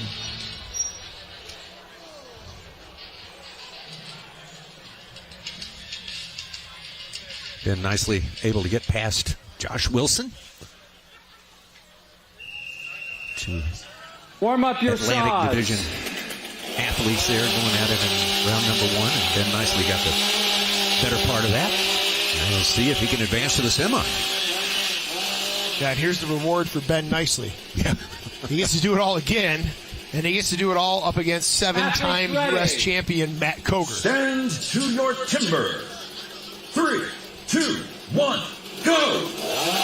Matt Koger very quick on the go. He did not let any time elapse. Ben Nicely just slightly behind. And there you see a small advantage for Koger at the end of the stock saw event. Look at the slab of wood blow off for Ben Nicely, though. He is not waiting around. He knows he's got to hustle through this underhand because Matt Koger is arguably the best underhand cutter in the country, if not the world.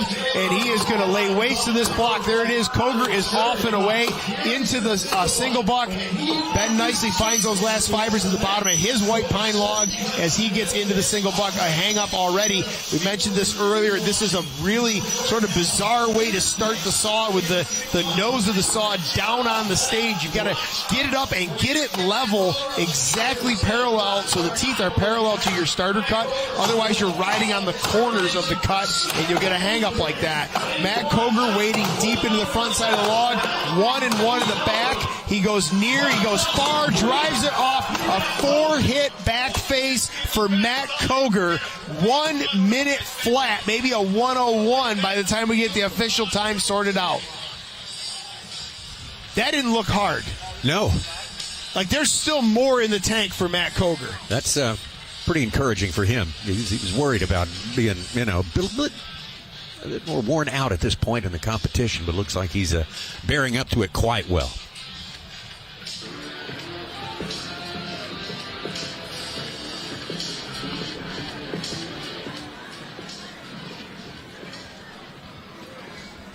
And the winner is Matt Koger.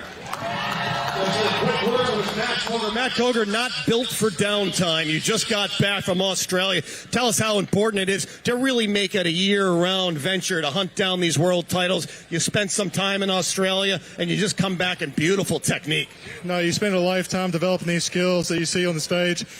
It just doesn't happen overnight, and you got to put a lot of work in, a lot of time, effort, and just consider myself very fortunate to be able to do this sport that I love the most, and have the support of my family to get there, and just take it all in, really. All right, buddy, I know you're still a little bit under the weather. Rest up. We're going to see you in the semifinal round. Big round of applause. He's fighting today, Matt Koger.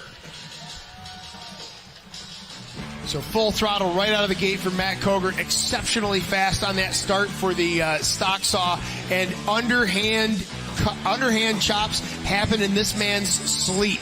and he did this one exceptionally clean, driving a tremendous amount of wood at the bottom of that block. Look at this single buck run. The nose of the saw disappears on almost every stroke, the handle all the way to the wood on almost every stroke, and then he goes over again, opens 1 and 1, starts chasing corners, puts in a nice big front face. There you see that far driver as he uses that to rotate himself around the block.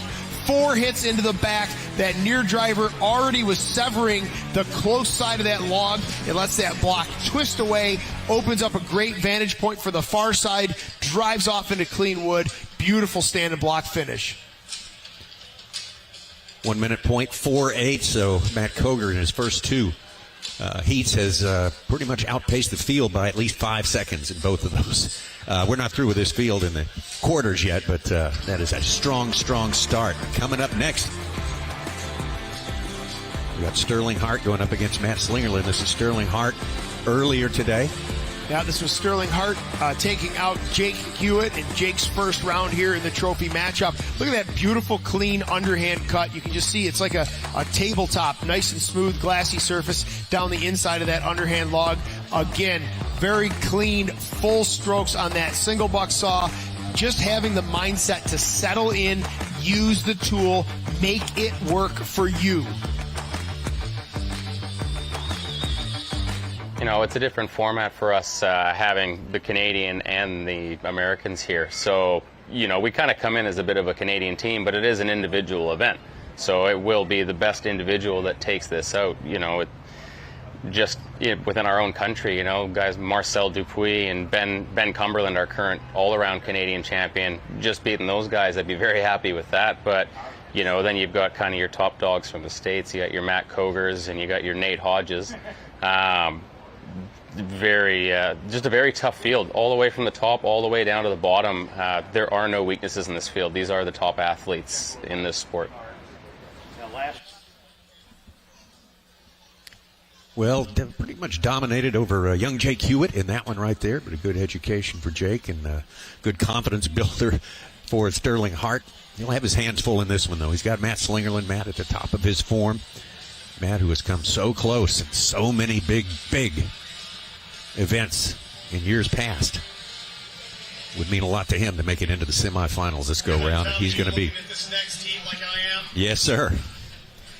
Yeah, Dave, we're getting into like a section of the brackets where things are really evening out, and I'm going through my mental checklist, kind of picturing these guys and their individual skill sets and discipline for discipline. This is going to be tight. This is going to be really tight. Who's on your dance card, Dave? Who's your favorite in this heat? Sterling is staring me down right now. I don't know. Yeah, so is Cassandra. So such good. Hey, you want to get nuts? Let's get nuts. Let's do it. Sterling Hart versus Matty Slingerland. This is going to be a Timber Sports street fight, Kevin and Tommy. Tough one to call. Sterling found another gear from 2024. He is on. He won the title in 2018. Matty Slingerland looking to make the podium this year. Matty's got the racing stripes, rocking the stash. But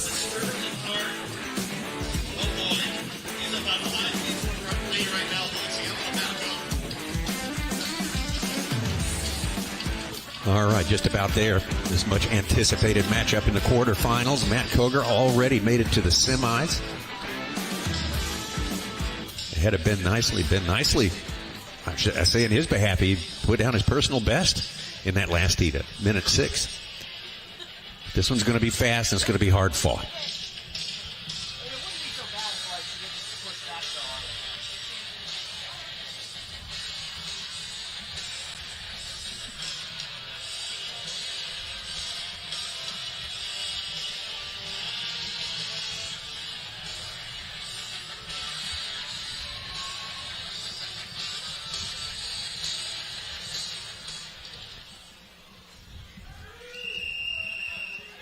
Up your saws.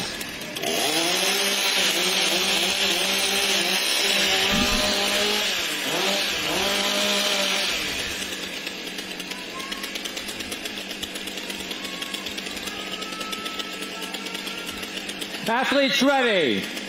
stand to your timber. 3, 2, 1, go! Well, I was going to predict that Maddie Slingerland would be first to the block, but Hart is right there with him. Look at synchronized finish from both these guys. Boy, that stock saw did a lot of flopping around over on stand number 1. Once Sterling Hart let it go, we'll see what the judges rule on that one. You've got to land that thing on the stage safely. Not sure how they're going to rule it. Slingerland is an exceptional underhand cutter, as is Hart. I think this is going to be a dead heat in this underhand. It's going to come down to one stick of the axe that might put one ahead of the other. Look at that.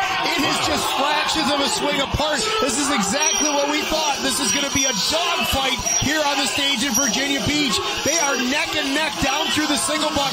Again, this is going to be one that I would think would go to Maddie Slingerland, but Sterling Hart is staying right with him and passes Maddie Slingerland. It is a dead heat race going into the standing block.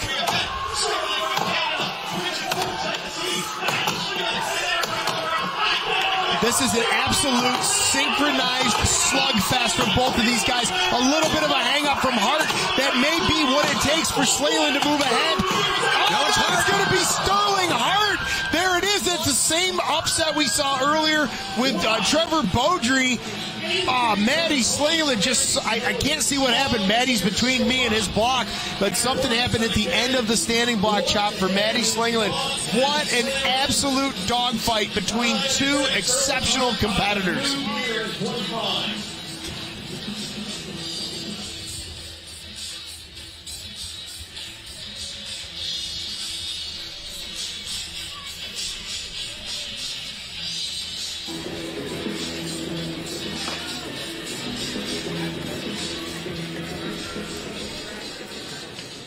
And the winner is Sterling Hart.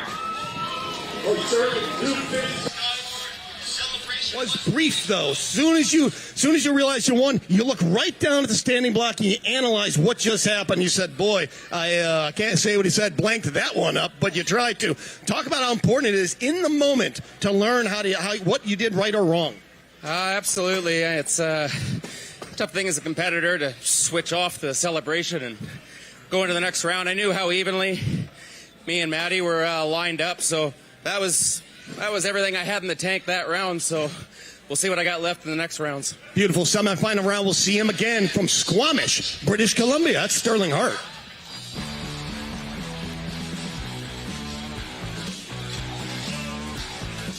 Well, what an amazing head-to-head matchup between two very equally matched athletes. Dave Hewitt was talking about it. You heard Sterling Hart talk about it. Maddie Slingerland knew what was going to be coming up in this heat. These guys just were in an absolute dogfight. Maddie was ahead at the turn in the underhand. Sterling Hart put in a very clean second half to this chop. Again, great technical cutting by both these guys as they finish off nearly identical. Small advantage to Sterling Hart in this single buck. And yeah, he says he screwed up that that standing block, but both he and Maddie had trouble in this standing block, and he just had slightly less trouble. Yeah. That's all it took. That's it. Fractions of a second. Once again, Dave Hewitt, this is just an amazing matchup between two cerebral cutters putting on a tremendous show here in Virginia Beach. Sterling Hart looking super, super strong here. Man, oh man, he moves into the semis with style. Good race, though. Good race. Hats off to both of those. Dave, we throw it back to you. We got a great crowd here today. We sure appreciate that. All right, ladies and gentlemen, because this is being live streamed all around the world, we need to pump up the crowd for a live stream shot. We got the boom cam right here. So on your feet, Virginia Beach. You guys were rowdy last year. I don't know if you can keep up with last year's crowd, though. Beautiful. We need your hands up again. You're being viewed all around the world. Hey, Pio, that's what we're talking about. You guys are making my job so easy so I don't have to yell. Keep going. We need about 45 seconds. We need about 45 seconds. We're going down to the semifinal round. This guy, he knows right there. How many people are watching the NHL playoffs? Am I the only one, a hockey fan? There we go, right there. One more time. We got the camera right there. Hands up in the air. Wave those steel flags. Let's get one more shot for the world to see us at Virginia Beach. I love it. Thank you. Great job.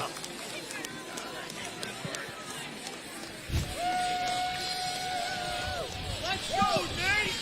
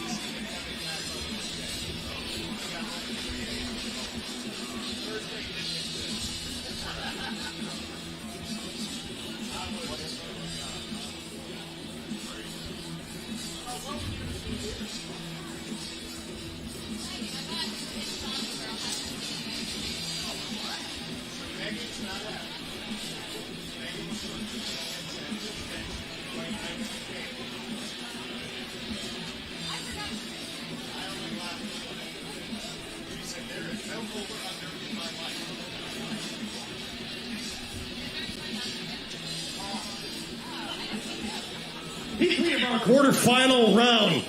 From North Fork, California, Nate Hodges and his opponent. Also from Toll House, California, the Battle of California, Walt Paige. Hodges.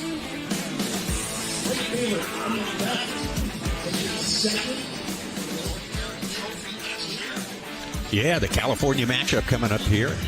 Nate Hodges got past Bill Bishoff in the round of 16 to make it here to the quarterfinals. Walt Paige, great battle with Trevor Bodri to gain his spot in here. Nate Hodges, of course, we've mentioned this before. He's looking for the trifecta, the hat trick. He is the U.S. national champ individual. He is the world individual champion. This would make 3 giant championships in 1 calendar year for Nate Hodges. He can hang on, but that's putting we're getting ahead of ourselves there. He's got to win this one. That's the first order of business. I mentioned, Tommy, in the round of 16 that I had always pegged Walt Paige as someone who would excel in this trophy-style matchup, in this relay-style matchup. And there's just been something each year that has somehow hampered his progress. This year, it appears like it's going to be Nate Hodges that's going to hamper the progress of Walt Paige. He is going to need to go. Yep. Needs to have a athletes ready. Career day here. Stand to your timber. 3, 2, 1, go!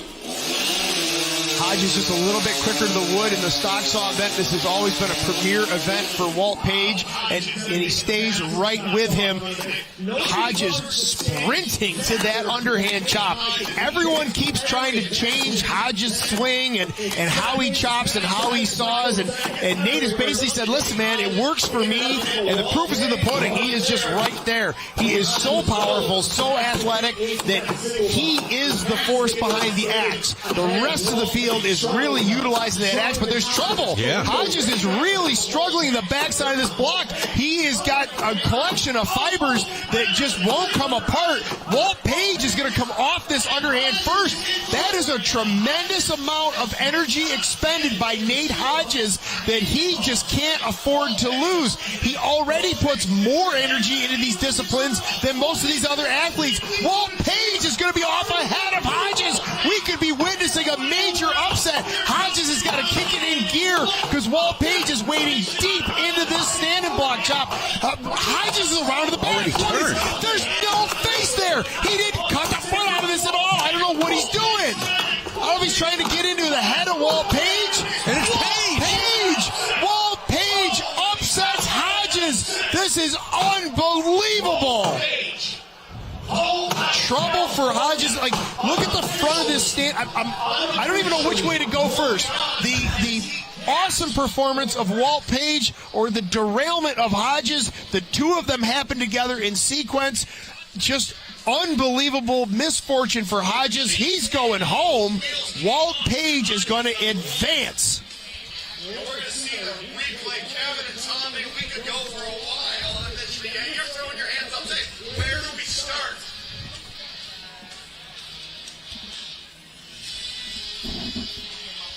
Okay, so What? the flags are All right, there's flags. Flags. On right, stage right, Walt Paige, and I'm going to have to go again back to Kevin and Tommy. I was so focused on Nate Hodges that I missed Walt Paige. Could be, what I'm guessing, he came up on that underhand, a chip under his left foot. What I'm guessing is the foot was not on the block when he struck the block. Both feet have to be on the block. So I'm guessing it's that left foot. Is that counting on the block? This massive chip was attached to his spikes between his feet and the block. Again, a first. All these firsts coming down in here in Virginia Beach. Coltsy, if you have the replay, let me know what you see, my friend.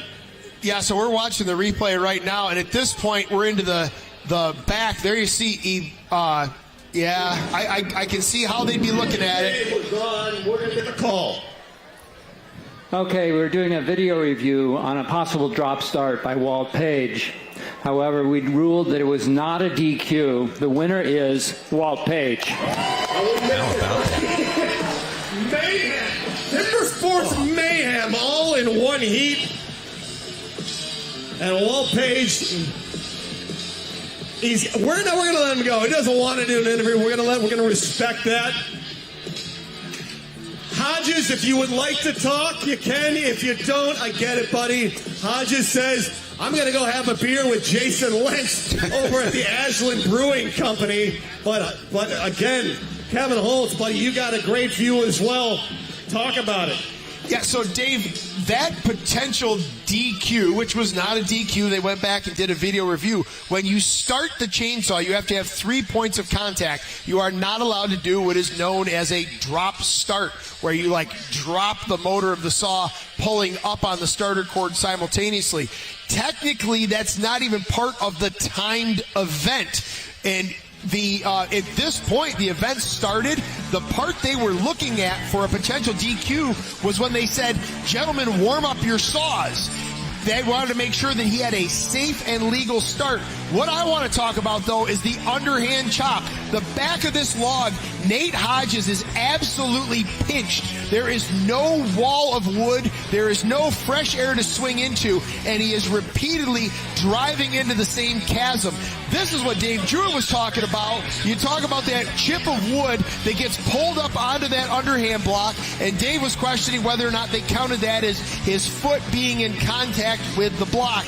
That wasn't an issue. His heel was kind of still in contact even though that chip was there. A bit of a hang-up in the single block, but then the wheels absolutely fall off in the standing block. Watch this opening from Nate Hodges. He tries to punch in a 4-hit front, and it just goes nowhere. He just hasn't cleared wood in the front of the log. That may have been an attempt to get into the head of Walt Paige. I'm not sure what his strategy was there. I'd like to have a beer with the guy and see what he was thinking there. But Walt Paige, congratulations. He is advancing to the next round.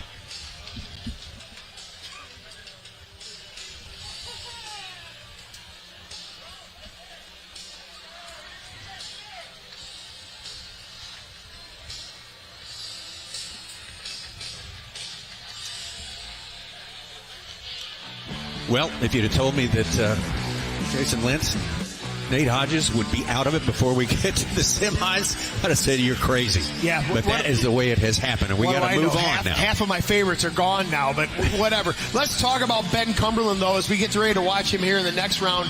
We looked at his run from earlier today up against Dakota Robarge as he advanced through the round of 16. Watch him open this standing block chop.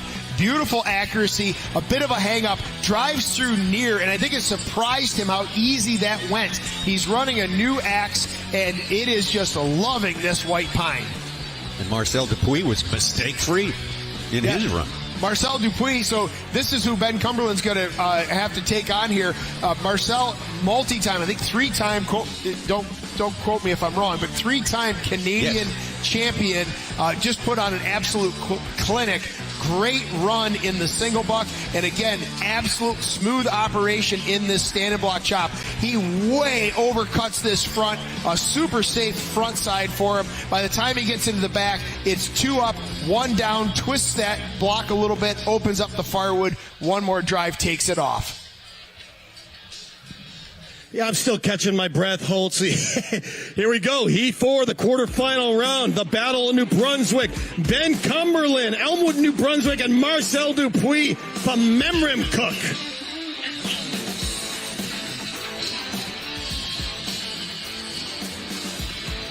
All right, New Brunswick up in the Maritimes there. About 2 of them in this final shot at the semifinals, and both of them looking very much at home and comfortable in their roles here. Very smooth performances from both so far today.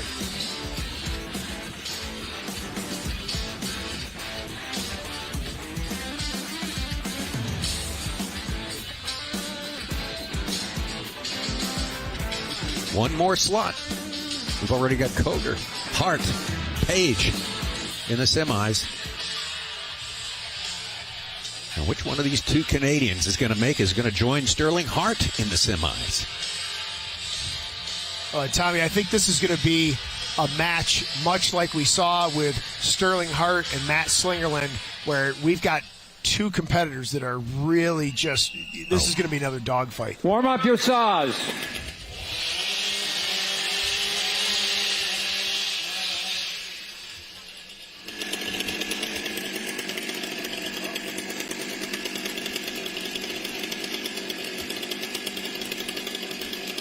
Athletes ready. Stand to your timber. 3, 2, 1, go! Advantage Cumberland right out of the gate. He was super quick on the go, and he is going to be first through the block as well. A slight advantage over Dupuis on stand number 2. He's going to get a swing and a half into this block. That axe is just loving this pine. We saw him in his round of 16 performance where the axe just flew through the block. You could just tell it almost surprised him how effortless it moved through the last bit of timber. There he is. It is Cumberland off ahead. Dupuis has to step back up, lost control of the axe, gets it gathered back up. Ben Cumberland running every inch of that saw, and it is melting through that block unbelievably quick. Very slow stroke speed, but that saw was just doing the work. 2, now 3, now almost 4 swings ahead of Marcel Dupuis on stand number 2. Great big wide open front face. Look at the work done by that final driver, well past the midpoint of that log. Great camera shot looking into the backside of the log. He stepped down a little bit. It's not going to hurt him. There was one situation right there where that fiber of wood could have held up and held the top. Fortunately, it spun, twisted, tore. Very fortunate finish for Ben Cumberland coming in around that 107 mark.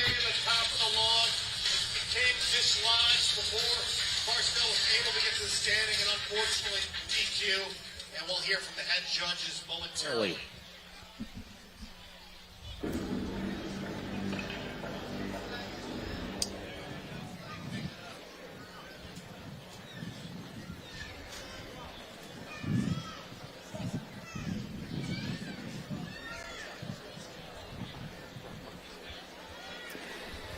Marcel, DQ. Axe was not mounted securely in the standing block. The winner is Ben Cumberland. Ben Cumberland, you're moving on to the semifinal round. Great job. A beautiful stock saw cut. I want to talk, as much as we love to talk about chopping, that one-handed grab, very Matt Slingerland-esque. Talk about how important that is with confidence to grab that saw and know the thickness of the disc. Would you believe me if I told you this is the first competition I've done that in? It actually the one-hand grab. Yeah, it works real good for Matt Slingerland, so it should probably work good for me too. You gonna run that? You gonna try that again in the semifinal? Or we're gonna wait to see. Well, we'll see. Lord willing, it works well again. But that's I love racing against Marcel, and it sucks to see it go that way. All right, buddy. We'll see you in the semifinal round. Congratulations, Ben Cumberland. That is our final athlete. Lightning quick to the block on stand number 1. That was Ben Cumberland, and he said, you know what, if that one-handed grab is good enough for Matty Slingerland, it's good enough for me. First time he's ever tried it, a bit of a dangerous situation to try it in, but you know what, when you need every nanosecond, you're going to try to push the envelope here. You see him advance handily through the underhand chop, and this saw, look at the noodles just spewing out of the far side and even some of the near side of this single buck event. That saw is absolutely loving this timber, and he was able to lay back and just let the tool work.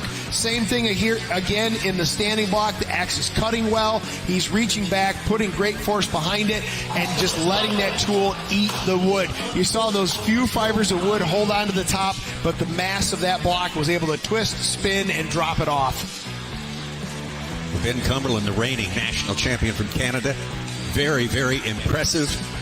In his debut here, North American Trophy, or second trip to North American Trophy, I should say. And now we've got our semifinals set up. The two countries participating in this North American contest are equally represented here, and we'll get back and get that semifinal action underway momentarily.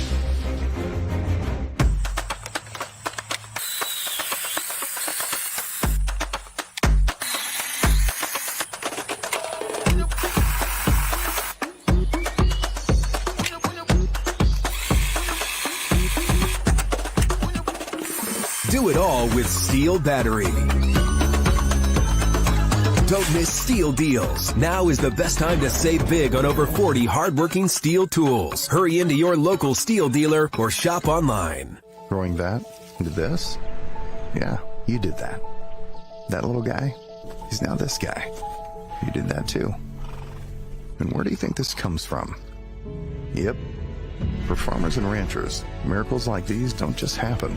They take sweat, faith, and we're proud to say, a little bit of this. Precision technology to do more with less, so that this can one day do that.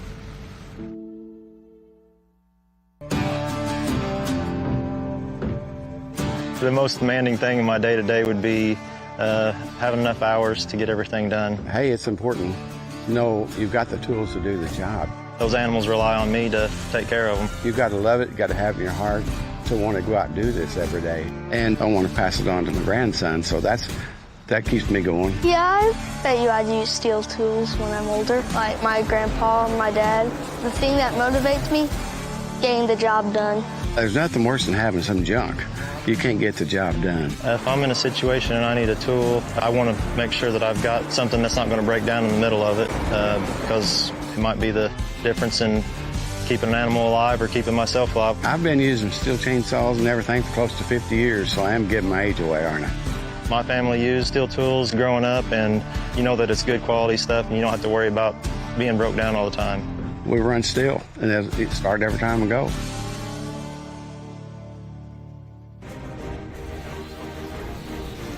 Back to the STIHL Timbersports North American Trophy Championship and this beautiful, iconic boardwalk here. It is a paved boardwalk at 2 miles of this elegant promenade here. Beautiful Atlantic Beach. One of the attractions here is this giant statue of Poseidon. Kind of stops everyone in their tracks right there. A lot of people standing, posing for pictures in front of this big mythical critter from the deep. And we are Poseidon ourselves with excitement here. Sorry for that trip to Bad Dad Joke Corner. I was made to do that, folks. Sorry. But we are ready to go. We have got an exciting semifinal, an unexpected semifinal here, as we are ready to go. I liked it, Tommy. Here we go, semifinal round. Look at these two combatants. Matthew Koger from Grafton, West Virginia, and from Squamish, British Columbia, Sterling Hart. You've got 3 North American title winners on stage. 2 to Koger. 1 to Sterling Hart on your right. And Koger walked out with an absolute face of steel. Sterling Hart has been insane all day. All right, now this is not what we expected. It's 2 great competitors in here. Matt Koger got to rank as the favorite now, as 2 of his perceived greatest rivals are now out of this thing. Yeah, 2 of his perceived greatest rivals are out, and some of the guys that we always feel like should be right there are rising to the occasion. Yep. Absolutely. I love what I'm seeing out of Sterling Hart. I love what I'm seeing out of Walt Paige. I love what I'm seeing out of Ben Cumberland. I'm not going to need this chair much longer. We'll be standing here shortly. Yeah, it's going to be good. Sterling obviously in top form here.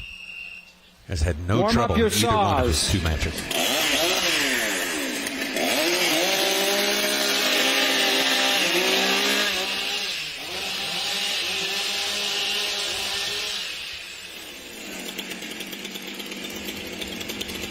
Athletes ready. Stand to your timber. 3, 2, 1, go! Slight advantage, Koger leaving the lock, but man, Sterling Hart was super quick getting that saw up there and has a slight advantage as he goes into the underhand. I'm hyper aware of how these guys are putting the saws down, and Sterling Hart on 2 is really push that envelope. But this is the time you've got to push that envelope. You're up against the 7-time U.S. champion, the 2-time trophy champion, and Matt Koger just wasted that underhand chop and left Sterling Hart in the dust. Sterling has to find 2 more gears if he's going to catch Matt Koger at this point. Koger is about 1 more stroke from driving off the single buck, and there it is. He is going to try to set it at a comfortable pace, not set it at a low pace, just a comfortable pace, and finish off this stand and block chop. Sterling Hart is just wading deep in this. Sterling put in a very small face. I think he's trying to play with Matt a little bit psychologically. There it is, Matt Koger. We have dropped below 1 minute, 59.79, showing on the unofficial time.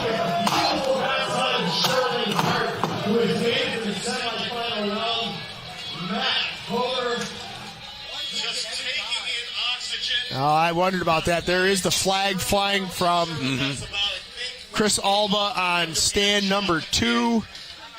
I don't know if he's looking at that stock saw. Kind of think it was. He did go over and look at the underhand chop. He's having a word with Rich Hallett, and they're heading off to the tent to look at some tape together. At this point, it's sort of moot and not that important. I mean, Matt Koger has the win. I believe they're looking at an issue with Sterling Hart. It's kind of semantics, whether it's a DQ or he's lost the race or whatever. Matt Koger looking pretty darn dominant at this point right now. His 3 matches so far in a combined winning margin over the rest of the field of 15 seconds altogether, and that is huge in this fast-moving sport. Yeah, and he's talked about coming off illness and not being in top shape. I've watched Matt cut enough. There's more gas in that tank. Yeah. He dropped below 1 minute. That's the first time all day today that we've seen a sub 1 minute time.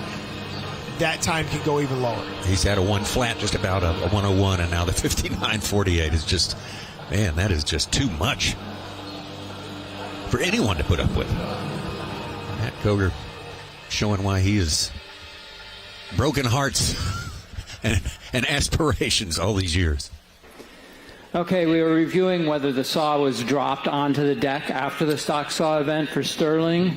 It was not a DQ. It was placed carefully. The winner is Matt Koger.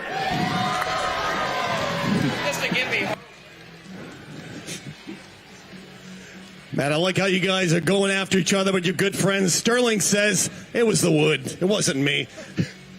You know, I just watched you in the stock saw. Hands on the wood, you just took this massive exhale and then you just had that face. Is that just so important to bring your blood pressure down? It's just, for me, it's just a mental cue for me just to relax and just focus in on what I'm doing and then after that, just have fun. Are you having fun? I am now. Hey, big round of applause. We're going to see one more heat of Matt Koger going after a third championship. Let's look at this run from Sterling Hart. Watch the stock saw as he finishes this event right about now. Locks the chain brake. And yeah, so I think the outside hoop of the top handle was touching the stage, but maybe not flat bottom. That is, like I said in the actual event, that's pushing the envelope, and that's what the judges are watching. But all of these guys are pushing the envelope, and Sterling Hart had to push it right to the edge of the table when you draw a dance partner like Matt Koger. Matt Koger, at this point, is in relative, I don't want to say cruise control, but he is not in full Gur mode. He is putting in hits. He is cutting this block well. I feel like Sterling Hart put in a short front on the front side of his standing block just to try to maybe get around and psych out Matt a little bit. Didn't fall for it. Matt puts in a clean finish on that chop. Your defending champion moving on to the final there in our first semifinal match. Matt Koger ahead of defeating Sterling Hart. We got another one of our Canadian competitors. Semifinal match number 2 going up against Walt Paige. Pulling the big upset over Nate Hodges. He said he's going to have a career day. He did have a great effort right there and had a little help from Nate as well. Yeah, that was an amazing run from Walt Paige. I'm just thrilled to see that come together. I've said it a few times this weekend. I feel like he is a timber sports athlete well suited to this trophy event. This next heat, Tommy, though, is going to be an absolute slugfest. With Walt Paige versus Ben Cumberland. Let's watch some of the footage from these guys earlier today. They are relatively equally tuned athletes. They're both very similar in terms of their mindset. They're very modest. They're very calm. They're very cool, collected. They don't get upset and rowdy and whatever. And here it is. There's a look at the stock saw run from Walt Paige. Here is Walt into the underhand where he took the best of Nate Hodges. There's that chip getting stuck to his foot. There was maybe some question about whether his foot was on the log. It clearly was there. Great looking single buck from Walt Paige. Throws in a little short stroke at the end so that he can finish on a push stroke. And then the angle, the form, the slope in that standing block was absolutely awesome at the finish of that round. Taking out one of the crowd favorites, and one guy that I projected to be on the podium, Nate Hodges.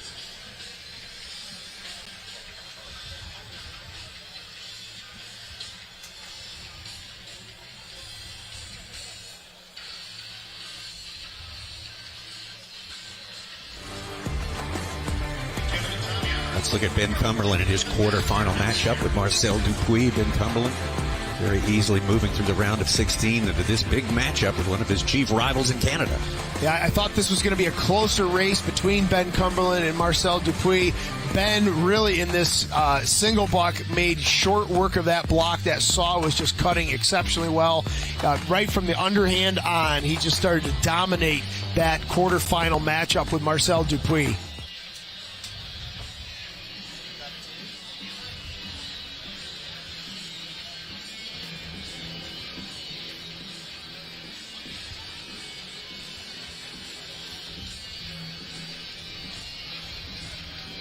Second heat of the semifinal round from Toll House, California. Here he is again, Walt Paige, and his opponent, all the way from Elmwood, New Brunswick. Big round of applause for Ben Cumberland.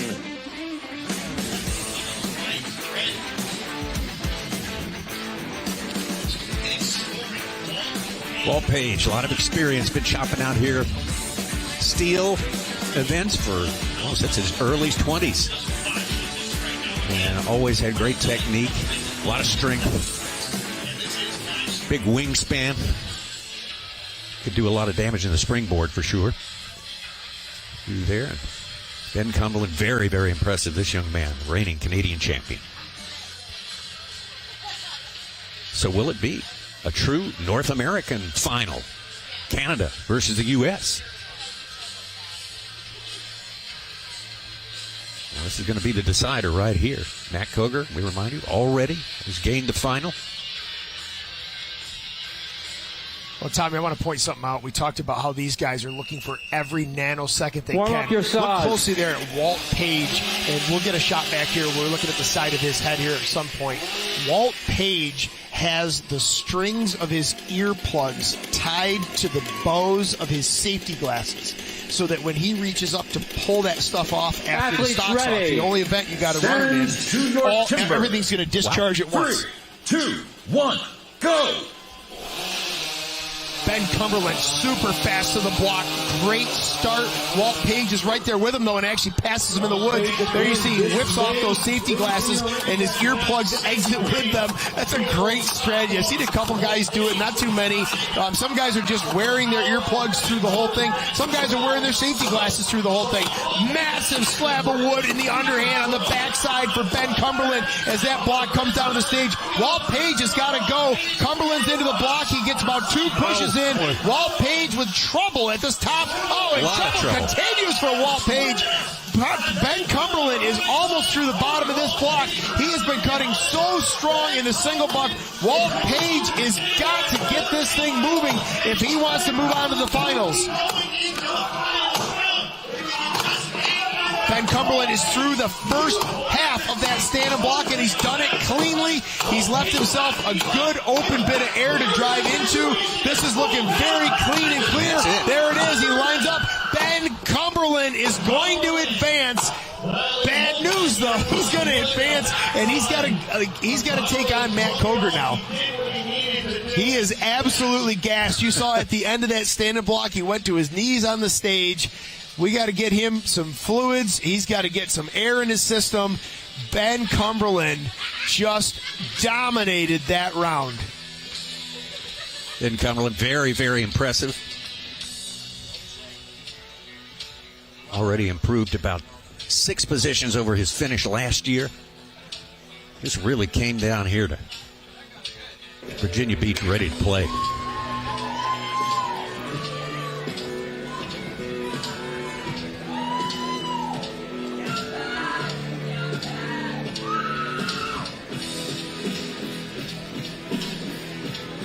And the winner is Ben Cumberland.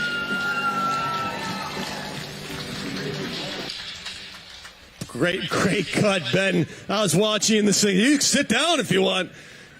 You know, it seemed like you death gripped the single buck. It was almost a little bit of panic. Not the best single buck. You're a phenomenal cutter, but when you see the knuckles go white, there's a little panic going on, but you muscled it off. Talk about controlling your emotions when Walt is hunting you down. The one-handed grab on the sock saw didn't work that time, Dave.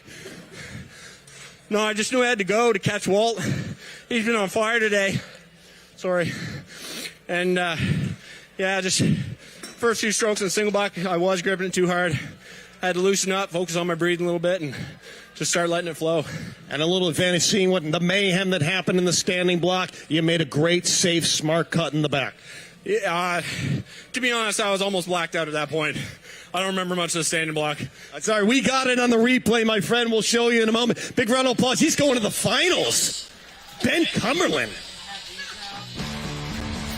Ben battles his way past Walt Paige to advance to the finals. It was an advantage Walt Paige at the get-go, but as soon as we got into the underhand chop, Ben Cumberland there, even with a little bit of a hang-up on that opening blow on the bottom, hooked the heel, but drew a big slab out of that block. Very clean cut, and he was off to the races. Trouble, repeated trouble for Walt Paige in this single buck. You heard Dave talking with Ben about white-knuckling that handle a little bit. He had to get into position and relax. That saw of Ben Cumberland's is cutting so smooth, and he is running it so well. It is super tough to beat him. You see Walt Paige wiping the sweat off his hands going into the standing block. These guys are about gas, and Ben Cumberland has one more massive matchup to go. Walt Paige, probably in previous trophy competitions, thought he, by his standards, underperformed, but he has had by far his best ever finish in a trophy, national trophy or international trophy competition there. He will move to the small final. to go up against Sterling Hart, and we do have a true North American final set up. After that small final, it's going to be Matt Koger going up against Ben Cumberland. This should be a great one. Koger seems to be in perfect form, if maybe not as much endurance as he ever has, but man, oh man, it's going to be a good. Ben Cumberland, very, very impressive. He can step it up another notch. We'll see what happens.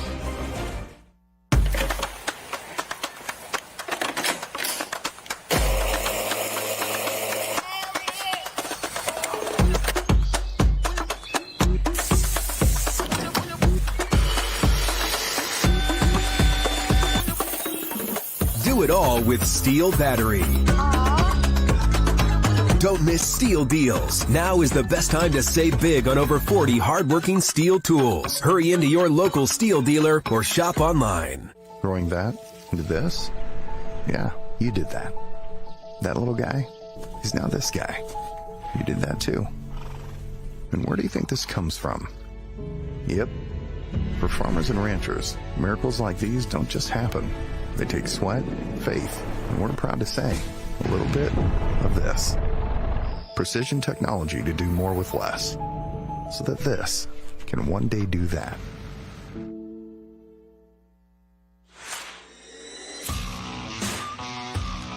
We only use STIHL stuff. We've tried rotating through other brands in the past, and we always come back to STIHL. I choose STIHL tools because of their efficiency and durability.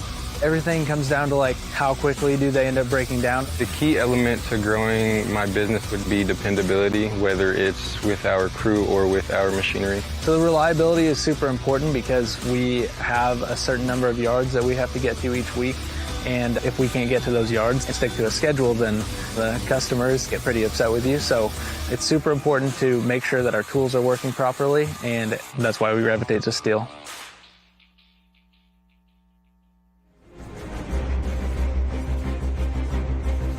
We are back this beautiful spot right here, our 2025 North American Trophy, Virginia Beach, Virginia, for the second year in a row.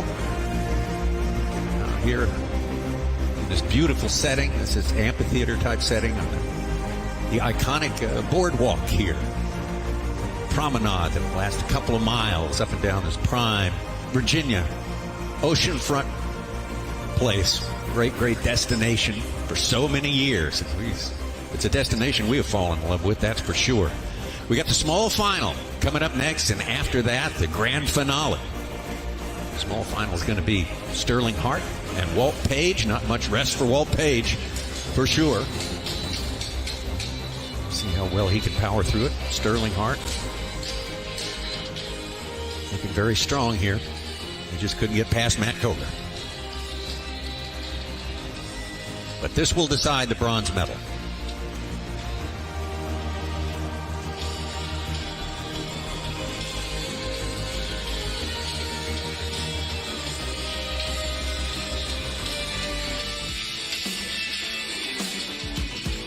There's your final bracket setup as it stands right now. Semifinals were exciting. And for the first time in this North American Trophy format, we have got a true equal North American representation between Canada and the USA.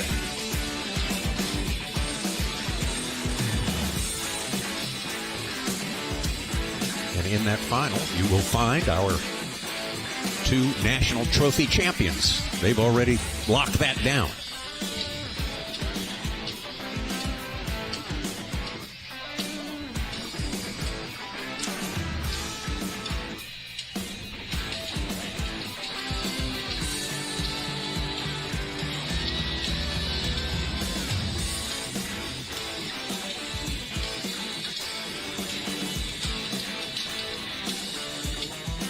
All right, ladies and gentlemen, we've come a long way, and if you've just arrived, great timing. Let's get the crowd pumped up one more time. This is the semifinal round. 2 heats remaining to see who's the best in North America. Absolutely. Throw your hands in the air. Wave those STIHL flags. That sounds like we're coming back again next year. What do you think about that? And actually, we need to take this whole crazy crowd and bring you up to Milwaukee for the national championships at Milwaukee German Fest. It's German Fest with timber sports and beer.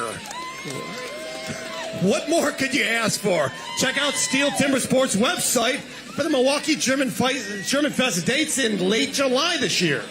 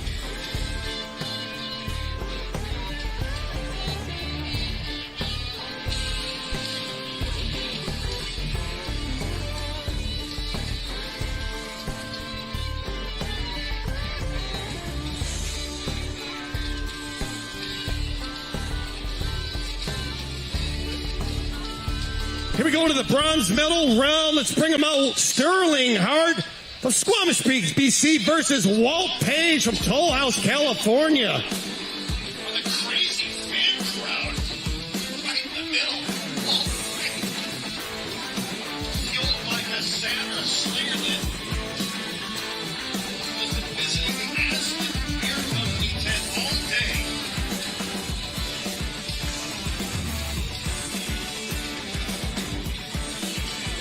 Sterling Hart on stand number 1 on the left. On the right is going to be Walt Paige.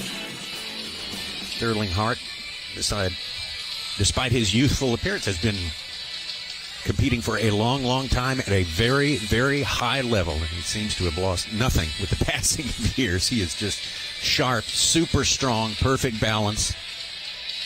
He's like Fred Astaire with a saw. It's a brilliant analogy, Tommy. That's a tremendous connection. Tremendous connection.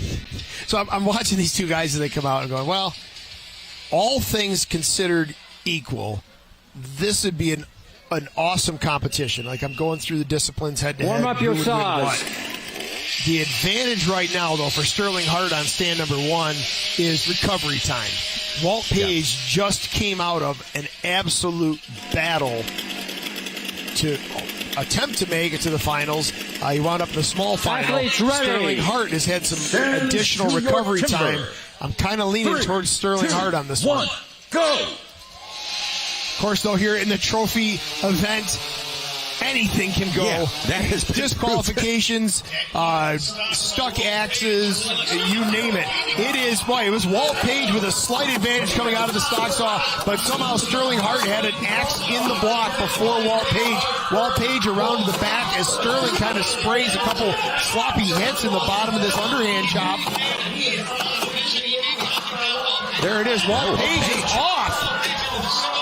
I don't know what Walt is running on right now, but it is working. He's got to keep it moving because Sterling is not going to lay down on this one. Walt Paige has got 2 more pushes. That single buck will be off. Oh, he had to go back for a little bit of a half stroke. He's into this standing block. Boy, it looks like Sterling Hart is the one that's actually more gassed than Walt Paige.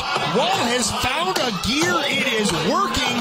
Hart is putting up a good pace in this standing block, though. It's not going to be enough. Walt Paige, if he can keep it together, is into the back. If he can finish this remotely cleanly, there it is. Walt Paige is going to end up on the podium. Sterling Hart, Walt Paige, and that's 5 races today for Walt Paige. Well, Tommy, all I can say for Walt Paige is finally. Yeah. Finally, he's on the podium.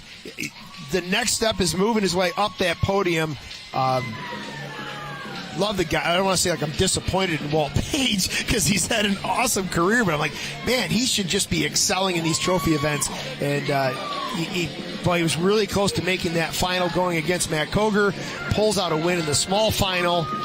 Sterling Hart was right there, but I feel like he just ran out of gas. Coming out of that underhand. Walt Paige. Coming out of that underhand into the single buck just did not Walt's look been like Sterling dodging Hart. the interviews all day, buddy. We're going to let you catch your breath. 5 races for this guy. It started this morning at noon. A Walt Paige, 5 races. This is the furthest he's advanced. He's going to take home the bronze medal all the way from Toll House, California. Look at this crazy fan crowd out here. Who we listening to, Walt? Oh, my lovely wife's right out there. Some friends and family. I love you all. Thank you, guys. Just a phenomenal day. We're going to let you go 1 second. What are you going to remember from today? What did you do the best? You just looked flawless with never had a panic attitude at all. I think flawless is a stretch, Dave, but, you know, things come together, other things don't. It worked out great today, and I'm happy for it. Congratulations for the Browns. One more heat remaining. The big round coming up. Well, if I was a betting man, I would have lost on that one. I thought that was going to go Sterling Hart's way. I figured he had a little more gas in his tank, a little more recovery time. But Walt Paige in this underhand, he got beat to the underhand. Sterling looked super competitive in the front side of this log, but it was around the back. I don't know if it was just that axe is just loving that block. Drew huge chips. It's Walt Paige drew huge chips out of the backside of that log. That gave him great momentum going into the single buck, and I think that Sterling Hart was just not feeling it after that underhand, was starting to get a little gas, and it was just all Walt Paige after that. He was able to set a solid pace, put in a good clean cut, massive shovel of an axe head, coming in a little bit flat, dropping down that one near hit, but still stuck with his pattern, drove off cleanly in the back. Congratulations, Walt Paige. Welcome to the podium. Great stuff. There's the updated bracket now. Our small final is complete, and I think most people were saying there would be a Californian on that podium when this thing is done, all said and done, coming into this event here. Maybe they weren't talking about Walt Paige, but we couldn't be happier for Walt, really coming into his own here, fulfilling his potential this special week in Virginia. So Walt Paige are going to be our bronze medal winner here, the 2025 North American Trophy Championship.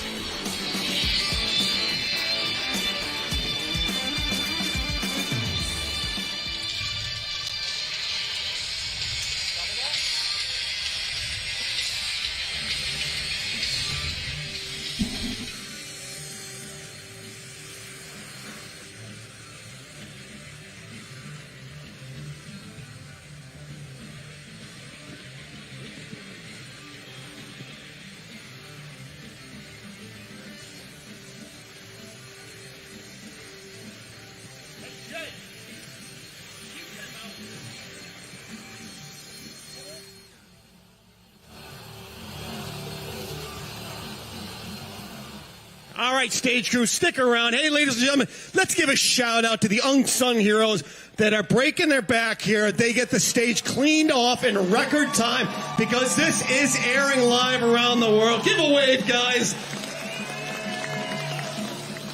And our sponsors. We couldn't do it without STIHL, John Deere, Aslan Beer Company, Cassandra Slingerland, Carolina Containers, Stone Lawn Works, and of course the STIHL products we are using today. The new STIHL BGA 250 blower, as well as the STIHL BRA 600 backpack blowers. Check them out at your local STIHL dealer. Stick around. It's coming up, our final round. It's going to be a U.S.-Canada, truly a North American Trophy event final.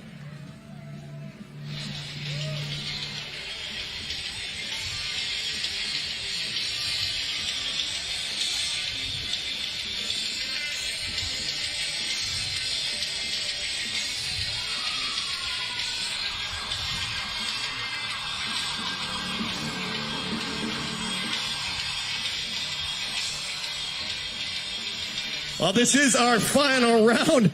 Who we bring out from Grafton, West Virginia, Matt Koger looking for his 3rd title. And our first time to the gold medal round from Elmwood, New Brunswick. Big round of applause for Ben Cumberland. Well, this one is going to feature already having achieved national championships for both these guys for 2025 in trophy. For America, for the USA, Matt Koger, Ben Cumberland for Canada. So this is for continental bragging rights right here. That's what you could call this. To be the winner of this North American Championship, which is a thing unto itself, to be sure. Oh, and Tommy, I'll admit it when I'm wrong. I'm big enough. I'll admit it when I'm wrong. The small final, I missed that call. I said Sterling Hart had the advantage. Walt Paige came out with the win. Let's see how this one goes. Yeah. I'm obviously throwing my weight behind Matt Koger, 7-time U.S. champion. He's got 2 of these titles under his belt already. But more importantly, as I've watched him advance through these rounds, every time he finished, I felt like there was still more there. I still don't feel like we've seen his fastest run. Contrast that with Ben Cumberland, who has had exceptional runs to get to this point, but was on his knees after that last round. So athletes I feel like Matt Koger just has more in the tank. To your timber. 3, 2, 1, go. That said, DQs, a botched cut, you just don't know what's going to go on. I was wrong. Here we go. Ben Cumberland just going to throw it in my face. He is ahead going into the underhand, but he's got a very small, it's coming apart here, I think, for Ben Cumberland. Very small front face in that underhand chop. I don't think that is going to pay out well in the back. Oh, he got it, but it let Matt Koger catch up. Matt Koger is an exceptional single buck sawyer, but Ben Cumberland has been sawing exceptionally well. I think Matt Koger is just going to out-throttle him here. These guys are going to be neck and neck. I think Cumberland might drop first. He does, just barely. Does he have enough to stay in there and take down 7-time U.S. champ, 2-time national trophy champ? They're around to the back together. Unbelievable pace from both of these guys. Ben Cumberland, no, Matt Koger is going to end up as our gold medalist. Unbelievable effort from Ben Cumberland.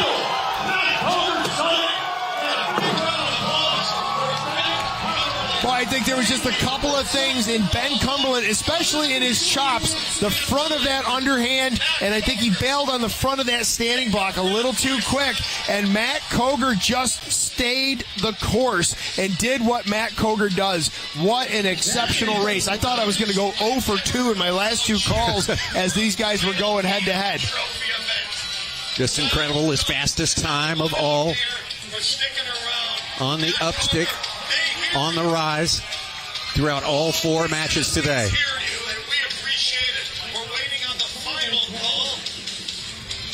And I know what they're looking at, a slight wrenching motion of Ben Cumberland's log. And I believe that's what they're looking at. It was a wrenching motion, Kevin and Tommy. As the log was severed, he pried it with the handle of the axe. It must be severed with the blade, not pried up. I'm going to say unofficially, Matt Koger giving a little shout out to his wife, I'm assuming, in the crowd. I think Matt is sitting safe to look for number 3.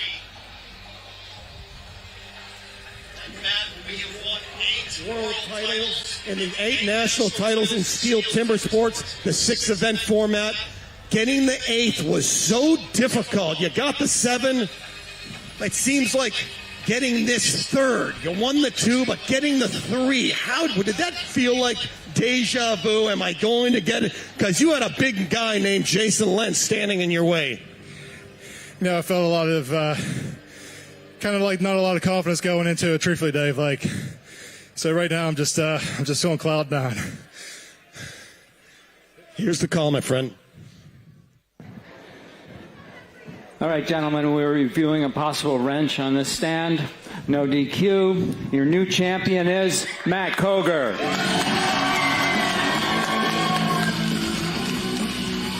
Now we're going to get one more word of congratulations. The lungs got you through, buddy. And by that muscle memory, tell me how you have to really incorporate everything. The years of experience, the muscle memory, the confidence to compensate for your ailment. No, you really do have to rely on your skill set. And no, it's pretty good today. Take a rest, my friend. We got the podium coming out. We might see you on top. Big round of applause for our final two combatants, Matt Koger and Ben Nicely. Ben Nicely. We can get him up on stage one more time.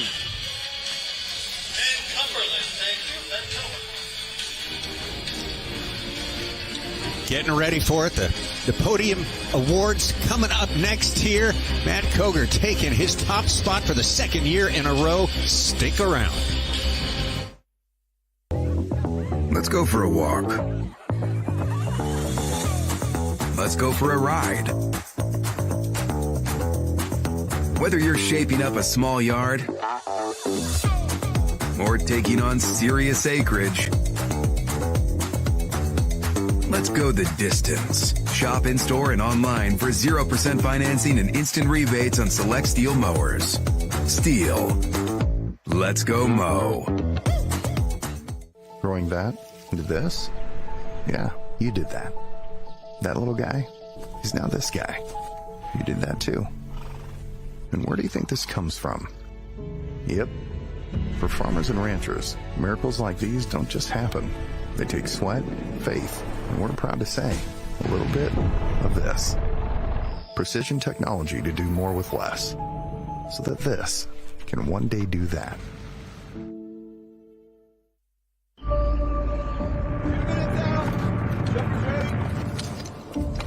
In this country, we believe in what we're made of. Grit. Drive.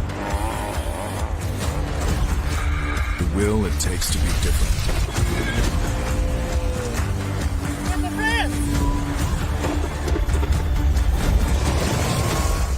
We've been called to serve this great land,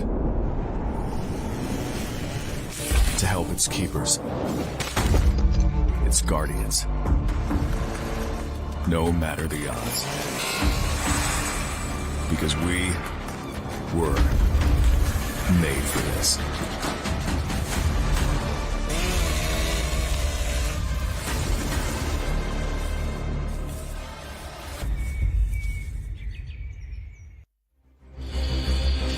Back here in Virginia Beach, waiting on the podium ceremony. It is all over but the shouting right now.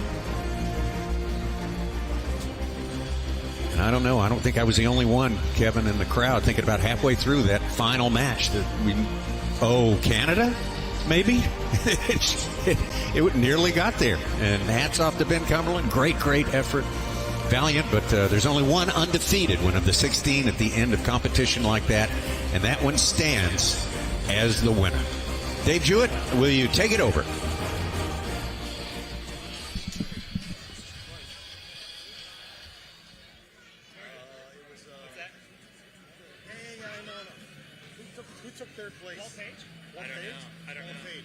Let's bring out our bronze medal, Walt Paige from Toll House, California. He's made the podium this year, taking home the bronze, and boy, did he deserve it.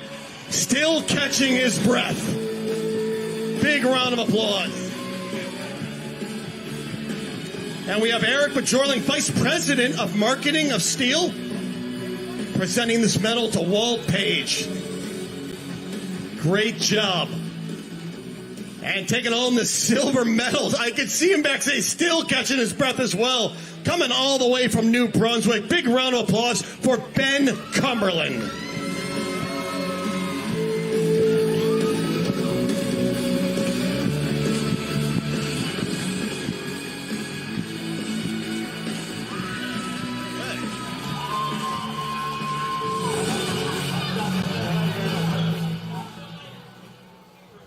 And the most winningest trophy winner in North American history, taking home his third trophy from Grafton, West Virginia. Give it up for Matthew Koger.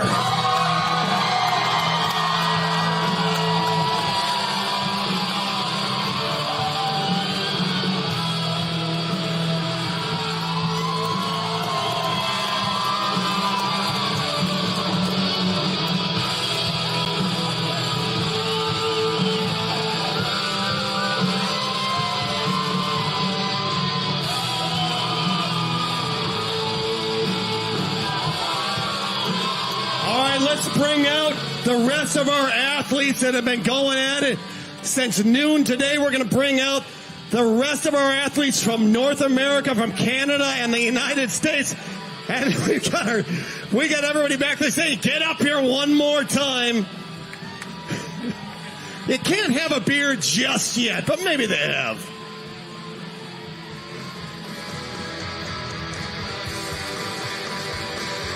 Ten Americans, 6 Canadians, and we have mixed it up this year. Boy, was that unpredictable. I don't know if anyone got it right, but Matt Koger taking home the championship in front of one of the best crowds we have ever seen.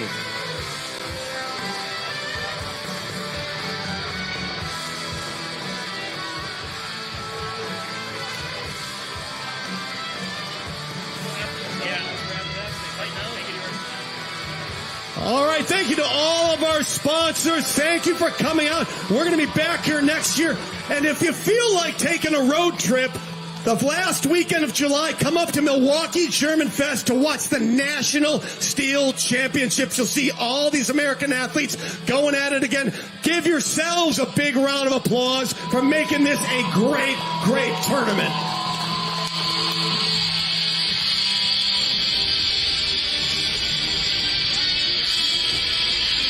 Well, he came in here, the reigning champion, U.S. champion, North American champion, STIHL Timbersports trophy competition. And the crown remains in place. It's Matt Koger, the 7-time U.S. individual champion, also former international trophy champion. Matt Koger pushing through it, had a few issues with his respiratory health, trying to come back from an infection. Seems to be in pretty good shape now, Kevin. I think he's going to be all right. Yeah, respiratory, schmespiratory. I mean, he just, I don't want to say it was effortless, but every time we watched him cut, he got faster and faster. And the field, the flip-flops, the disqualifications, the disqualifications in time trials, the setting up number 1 versus number 16, which was really more like a number 1 versus number 1. Yeah. What an absolutely insane day for the North American Trophy matchup here in Virginia Beach, Virginia. The action was unpredictable. Proved wrong at every turn along the way, and more to come in July in Milwaukee. A great time. Thank you, Virginia Beach. Thanks to all our competitors. Thanks to you. We'll see you in Milwaukee.